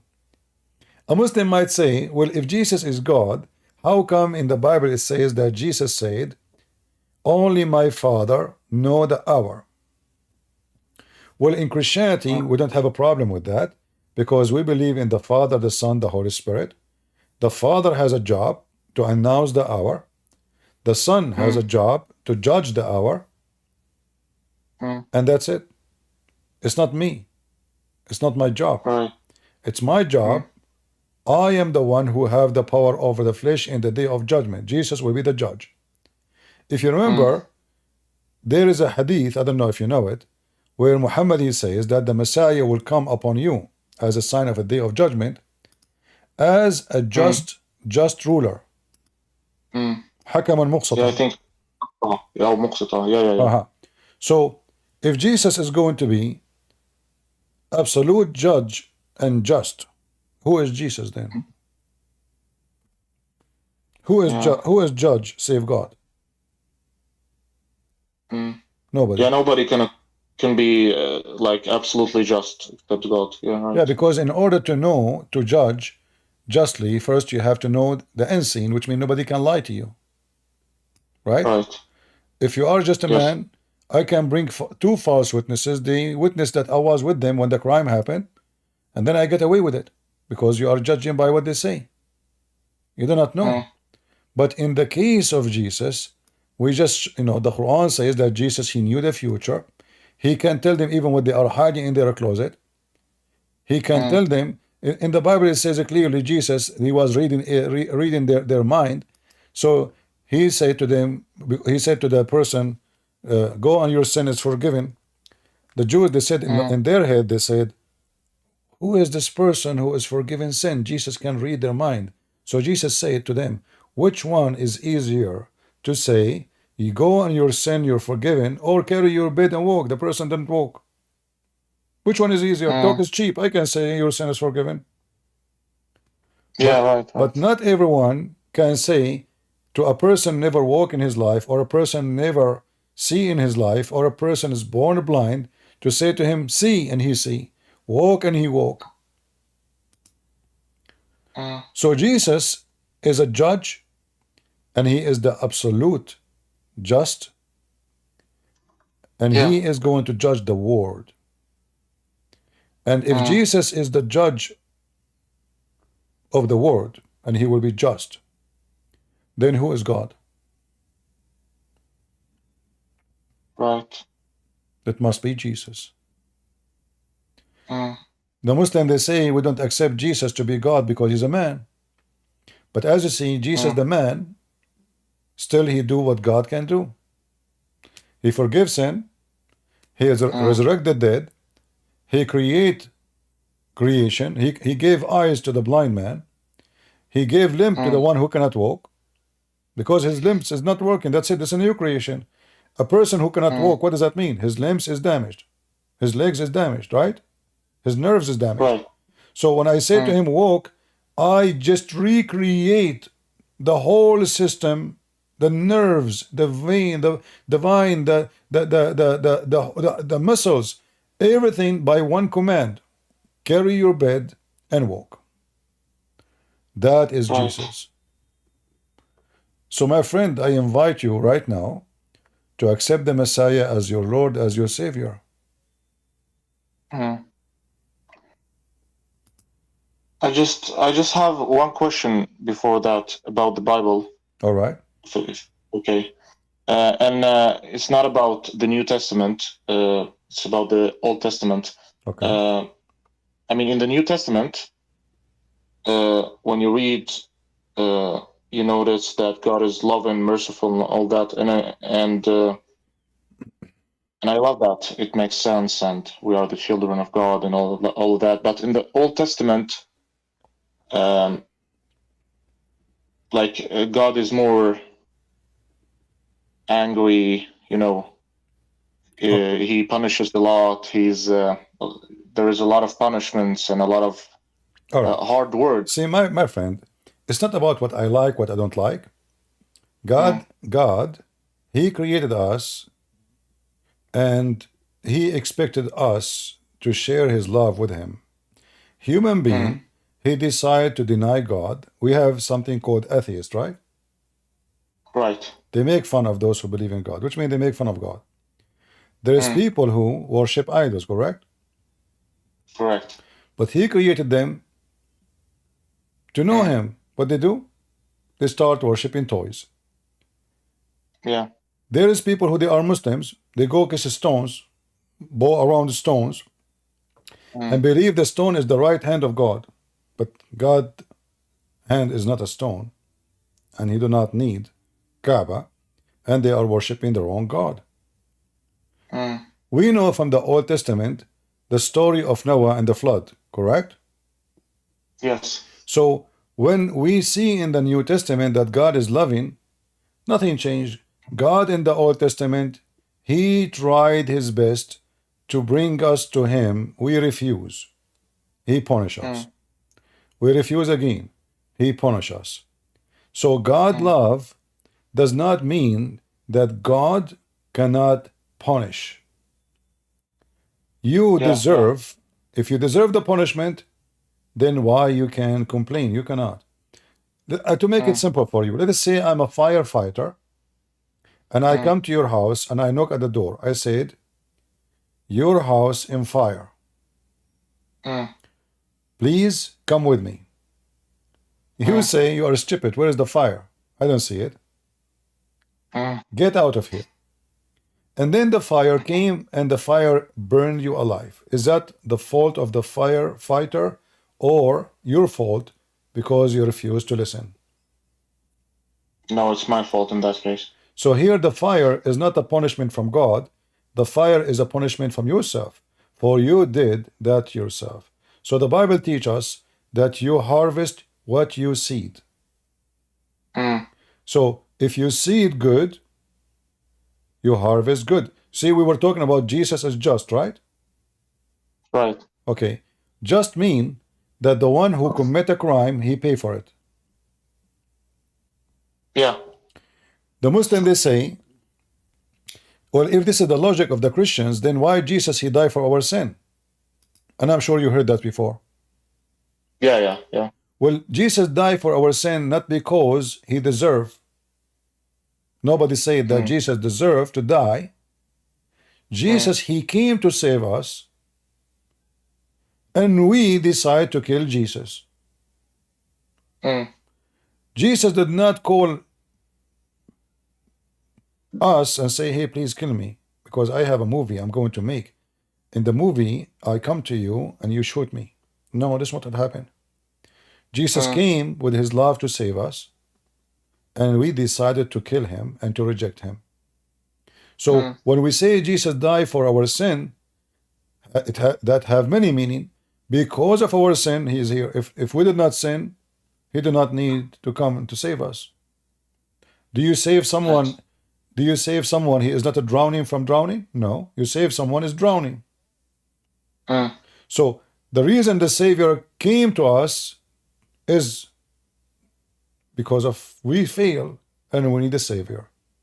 So when we say that Jesus died because of our sin, the Muslim, they give false interpretation. They say, oh, the Christian believe Jesus died for their sins, so now they can sin as much they wish. But we have tons of verses in the Bible saying it clearly that sinners, criminals, thieves, evildoers, homosexual, drunken, even drunken, those who go drink and they get drunk, those they don't enter the heaven. So if I say to you, I am the owner of this house, when you come to my house, you take off your shoes. Why? Because they are dirty. But you decide to bring the dirt in your shoes with you inside my house. Do I have the right to kick you out? Yes, you have. This is what God is doing. So the Bible, the Old Testament God, is the same as the New Testament God. For God, he loved the world, he sent his only begotten Son to save them. But what you expect from God at the end of the day to do? I sent my only begotten Son to save you. What you do? You slaughter him. So I say to you, my friend, that God in the Old Testament, he punished, but God in the New Testament is going to be punished, is going to punish a human being even way more. For when the day of judgment happened, the punishment will be way more severe. People say, not so nothing yet.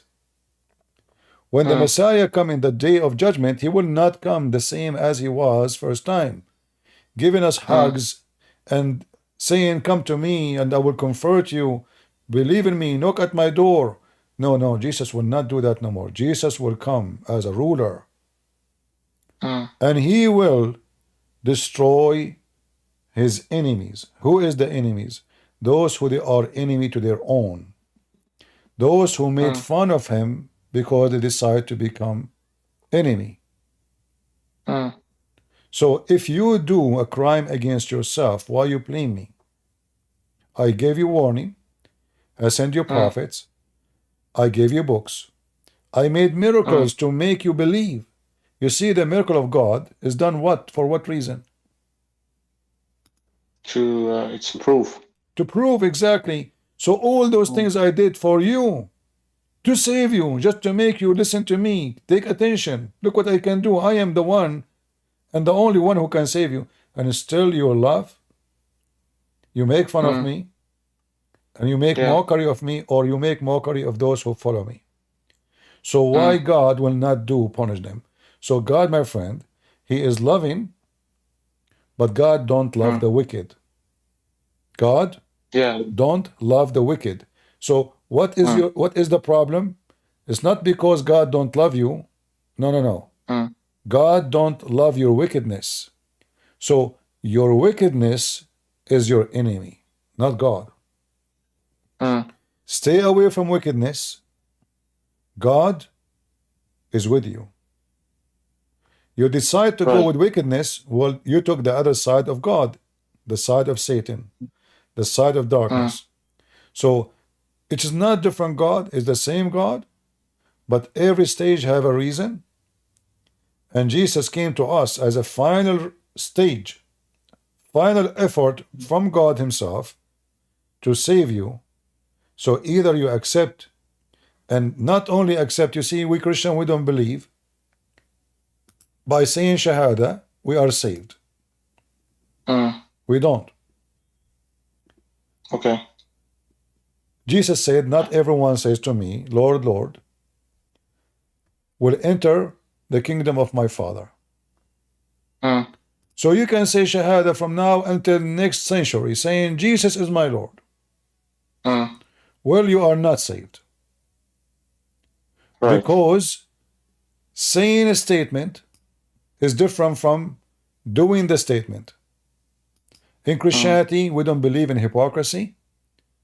In Christianity, we believe in faith, which is a true faith, not a statement, not Shahada. So when Jesus says, not everyone says to me, Lord, Lord, shall enter into the kingdom of heaven, or the kingdom of my Father, but the one who do His will, He is making it so clear that repeating words and prayer does not make you a believer in Jesus, but doing the will of the Father. And what is the will of the Father? You shall not lie, you shall not kill, you shall not fornicate, you shall not murder, you shall not steal, you shall not, you shall not, you shall not. So you shall not. And those who do the opposite of the will of the Father, believing in the Son. This is as number one. But you don't stop. Believing in the Son, that means you follow and you obey God. So if you believe in the Son and you say, I'm a Christian, hey, I'm Christian Prince, I accept Jesus right now, but tomorrow I'm going to fornicate. Today I'm going to steal. I'm going to sell drugs. I'm going to make a business like Andrew Tate and make a pimp. How that make you a Christian? How that make you so a Christian in Christianity is not wearing a cross, is not calling yourself a Christian, is not claiming to be Christian, is not even going to the church. Jesus and hypocrisy is the enemy of each other. This is why Jesus says when you pray, you go to your closet. Don't be like those hypocrites who pray in the corners, speaking as if he's speaking about the Muslims today. A Muslim, he want to pray, he put his rag in the top of the car or in the corner of a street, or they go to the park so everybody can see them. It's a short time. Jesus, he forbid us from that. So God of the Old Testament is the same as the God of the New Testament, and God have a limit of time for how long He will give His creatures time to live and to accept and to join Him. If people refuse, then I say, my friend, God is loving, yes, but hellfire is true. So do you think the one who love you very much is going to burn you very much? Yeah. He will burn you very much because you burned yourself. Yeah, I understand.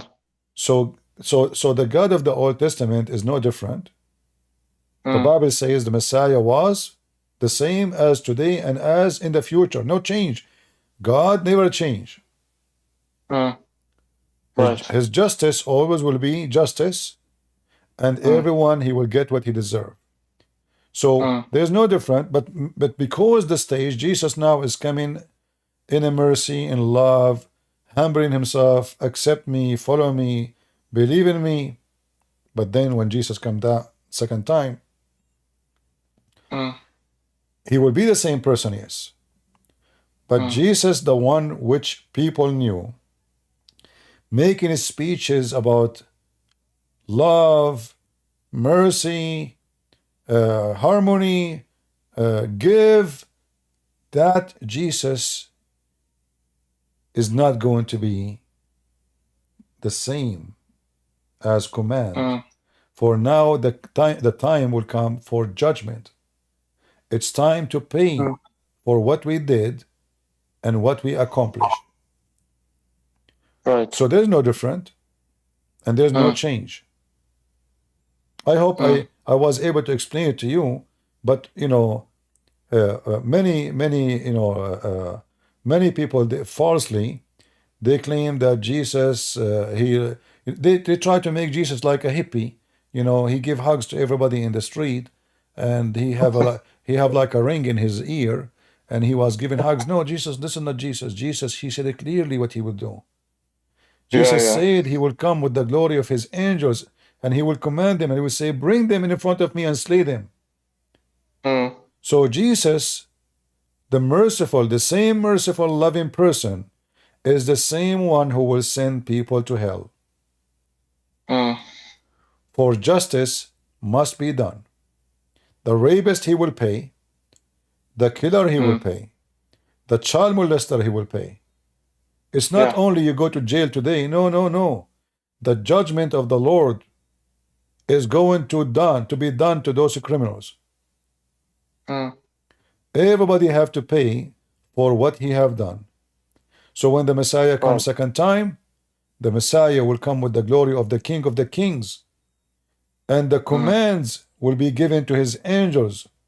And then the Bible describe how, I mean, if I describe for you how the sound of the people, how the hell people will go through, what kind of sadness, what kind of chaos they will go through, then you will see how scary it is. And then you will say, well, where is the God who was loving? What happened? How does God turn to be now something different? Well, nothing changed.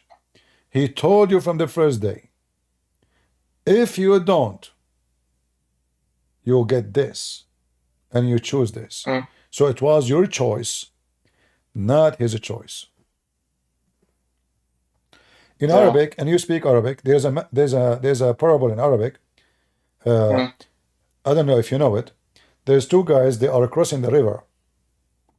And in the old days, you know, they use this, I don't know if you know the villagers, they make it from leather, they make a container for water, right?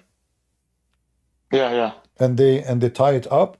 The same container, they can use it to swim. So they blow air in it, you know, and then they tie it up, and then they cross the river.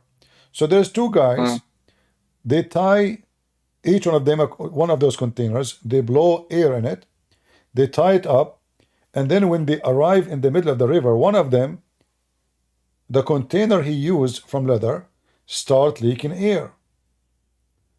Start screaming, saying, help me, help me. The other guy, he said to him, it was your mouth who blew it, and your hand who tied it up. Right. So what does that mean? It was your fault. Yeah, يداك أوكتا وفوك نفق. Your hand, they tied it up, and your mouth is the one who blow it. So now, if it is leaking, well, I can save you. Well, you did not take it seriously. You did not take saving your life seriously. You did not tie it right, even though you know that you might die if you did not do it right. Still, you did not do it right. And because it is your handwork and your mouth work, now you drown. Yeah. Well, Yeah, that does make sense. I mean, you should be punished for your doings in the afterlife. I agree. well, I hope I answered you about this. Do you have any other question about the Messiah? I think one last point on this question or on this topic is God. I agree. God, He does what He want, and I'm in no position to like say anything about that. It's not that. It's just in Christianity, I assume you also have like free will. Yeah, sure. You see, if there's no free will, there's no God. Right. Because if God is justice and there's no free will, then God is not justice then. You know, if I have no free will to commit sin or not to commit sin, who gave the right to God to punish me? If He is just, you know, this is not fair to punish me, and I have no free will to be sinner or not, right?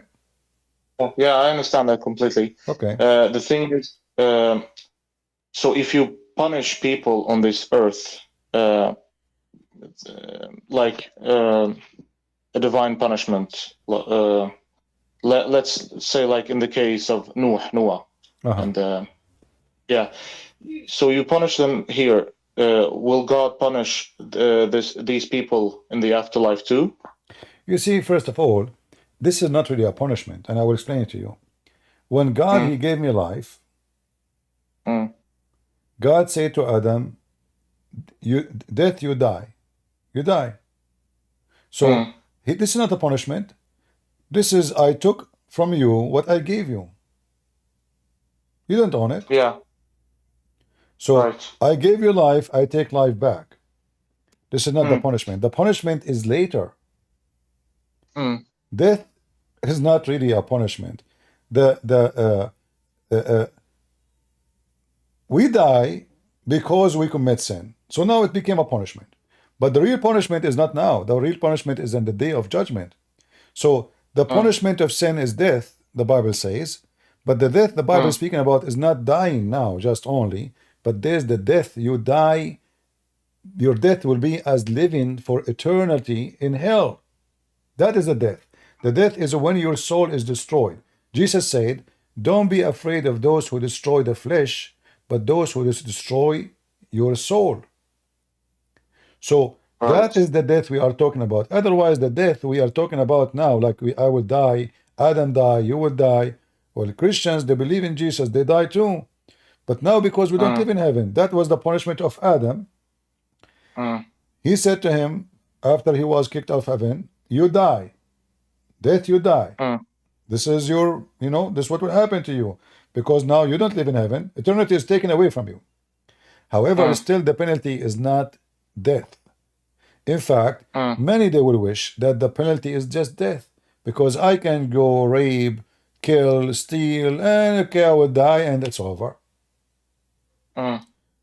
If this is the case, that means all the thieves, they get away, all the criminals get away with their crimes.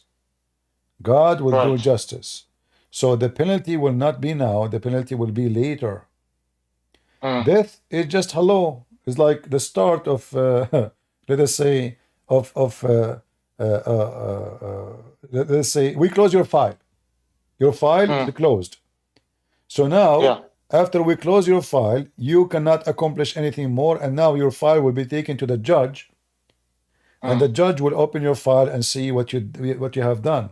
So the death for our life right now is just to close the file, so you can fix your life before you die, not after you die. So let us say that death is the life and the death. The day you're born, the day you die, is the time God gave you to do something. Something will make you deserve to go back and live in heaven. Or to do the opposite, to be someone who don't deserve to be in heaven. It's your choice. So in the Bible make it clear that death is a penalty of sin. However, still this is not really the penalty human being is going to face. The real penalty is the day of judgment. For all saints they die too. Saints. Those who follow Jesus, who love Jesus, who the murderer, they die for Jesus. Still they die. Jesus himself he died.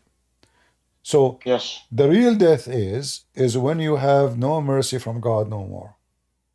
Otherwise, this for a believer, Jesus said, whoever believe in me and die, he will live. So death is not necessarily a punishment for a believer. In fact, it's a mercy. Especially you get older and you are, and especially like if I am now 20 years old and I cannot even open my mouth, and I am in pain, my body in pain, etc. So then I will wish death every day. Death is a mercy. And is a mercy for mankind. Imagine if we have 6 billions multiplying every year. 6 billions or 7 billions. The earth will be overpopulated. I mean, now we are eating each other alive. What we would do if we became trillions? Yeah, that would be a disaster. So death is a mercy, is not really a penalty. The real penalty is when the day of judgment will come. And then you can search, there's tons of verses about the day of judgment, speaking of that, and you will see that day is really, really, I mean, it is hell. I cannot describe it more than this. Yeah. I understand. So I invite you to accept the Messiah as your Savior, because, my friend, you might go to sleep and you don't wake up tomorrow. Can you guarantee that you will live into tomorrow? No. I cannot too. So for me, as a believer, I go, I close my eyes. I don't care if I live, I don't live. For the Lord is my Savior, and He promised me, whoever believe in me. And when I say whoever believe in me, is not someone who says Shahada, is someone who go and follow me. And as you see, I do my best to follow the Lord. I do my best to bring people to Him. I spent, guys, how many hours today I'm with you? Just today. How many hours in the last 24 hours? So we designate lifetime to bring people to Christ and to save the Muslims. Yeah. But that is not because I am good. No. But because I am following the Messiah and I'm trying my best to do something right. But I say to you, in no mean I can claim to be good, for only God is good, said the Lord. One person said to Jesus, you are good. Jesus said to him, why you call me good? Don't you know that only God is good? The Muslim, they say, well, Jesus, he just said only God is good. Why you call me good? No. Jesus saying, why you are calling me good? Don't you know that only God is good? Because Jesus, he said too, I am the good shepherd, and I know my sheep, and my sheep, they knew me. So Jesus, he proclaimed his title, I am the good shepherd. Shepherd of what? Of the world, of mankind. So Jesus, he announced tons of time that he is good and God is good. So my friend, I invite you to believe in the good God, and that is the Lord, the Messiah, our Savior. Yeah, I accept. I Amen cannot to say that. anything else. Well, I'm really happy for you, my friend.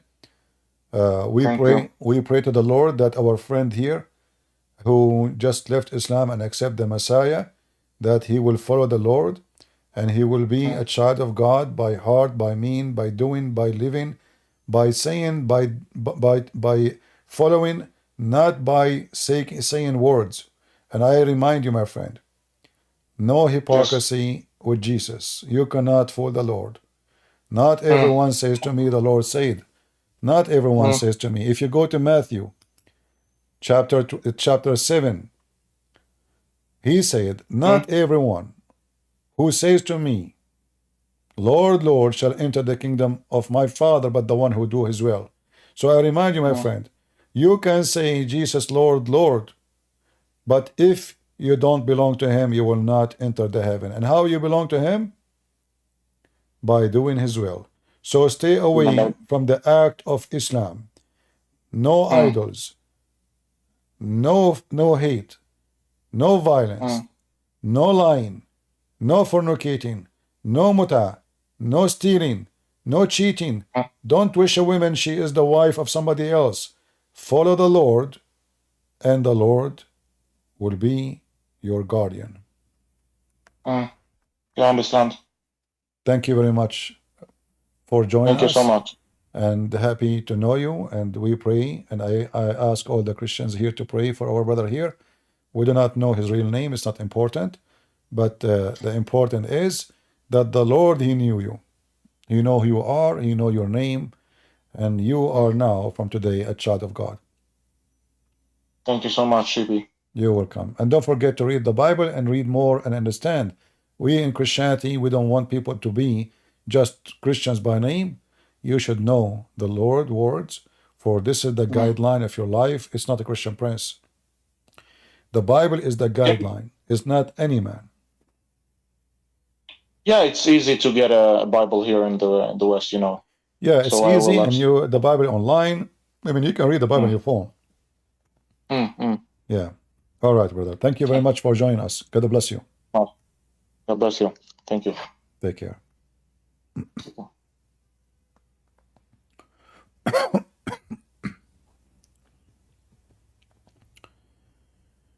So you see someone like this guy Sneako. He do not know what Islam is about. He's just a fool.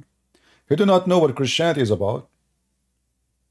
I mean, if you watch this video, you would die laughing about the stupidity of this man. And yet he claimed that Islam is a religion of God. He don't even know who is his God. His God require him, a Latino boy, to pray to him in Arabic. I mean, do you see what kind of God we are talking about? An Arab God.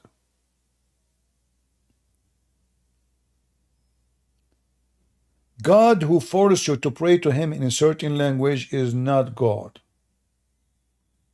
For God understands all languages. God, in fact, he understands the mute who have no language. Do a mute person need to speak so the Lord can hear him? No.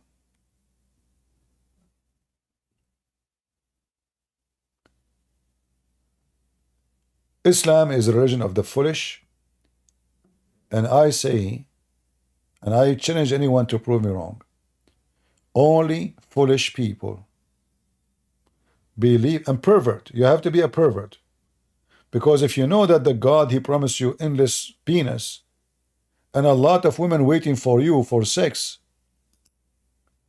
and then you say to me that this is God, well, I say to you, this is a pimp and you are a pervert. You did not believe in God because he is good. You believed in this God because he is a pervert, he is a pimp, and he tempted you with sexual pleasure. In fact, this is one of the clear proofs that Allah is the devil. What kind of God? He says, if you believe in me, I will give you naked women. Unlimited number. The lowest number is 72 for the lowest Muslim. 80,000 boys, that is disgusting, even slavery in heaven.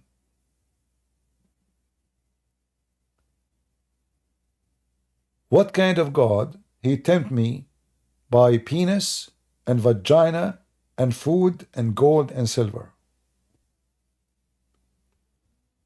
Why actually I should be in heaven if I accepted Allah after he promised me gold and silver and sex and women? I should be rewarded if I accepted God without any of those promises. If I believe that God deserves to be worshipped, then regardless of what is in heaven, I will believe. So why Allah saying, if you believe in me, you will get this? Obviously, this God, He have no ability to make me convinced, but He have ability to make me being tempted.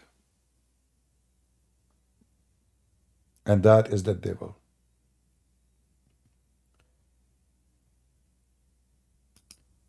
This God, He will take you to heaven if you go and kill.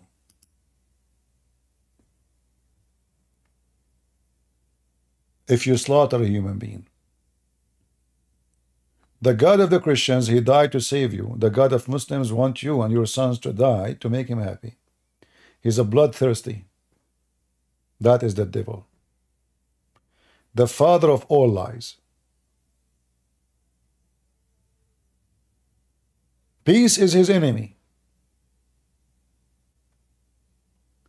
The Muslims, they stole from the Old Testament and the New Testament the word peace, salam. Where is peace in Islam?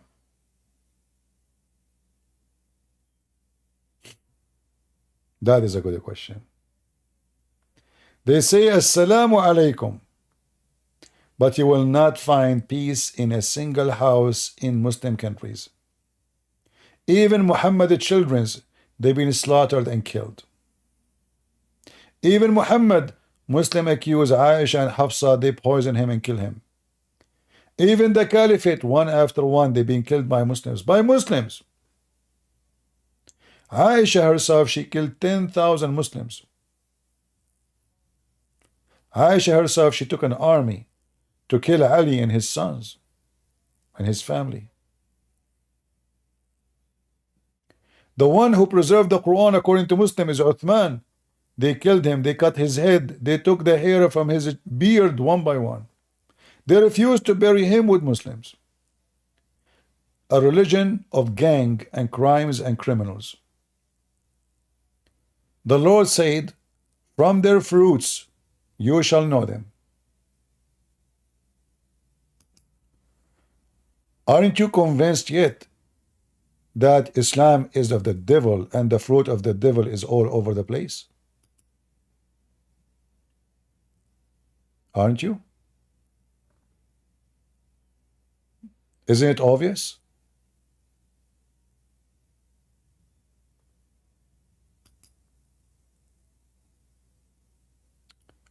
I will not keep you longer.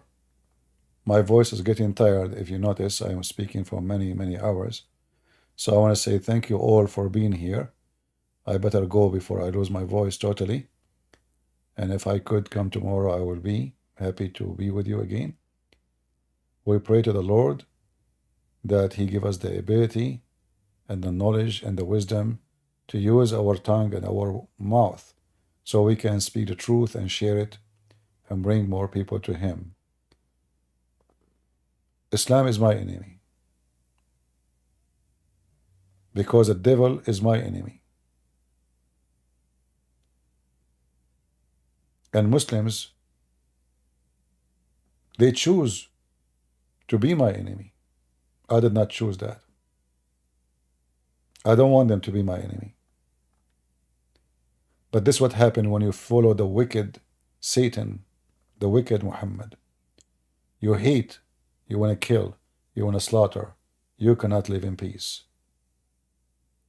And those who don't have peace in their heart, they are already walking dead. So I believe that Muslims, when they follow Muhammad, they are zombie on this earth. They have no mercy in their heart. For hatred, ate the mercy, destroyed their soul, and they become zombie. This is why we saw what ISIS was doing. We saw what Al-Qaeda is doing. We see what they do to each other.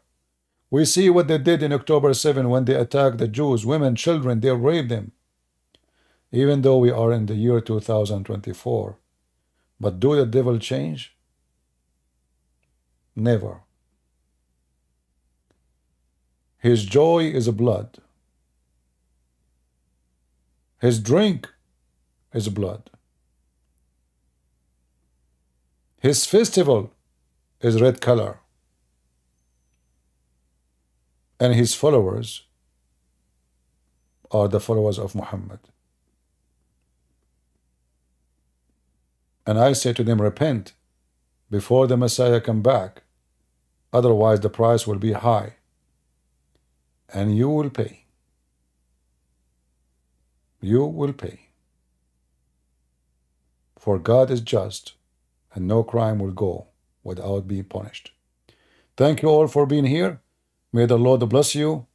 God is good, so is Jesus. I mean to that. And see you soon again.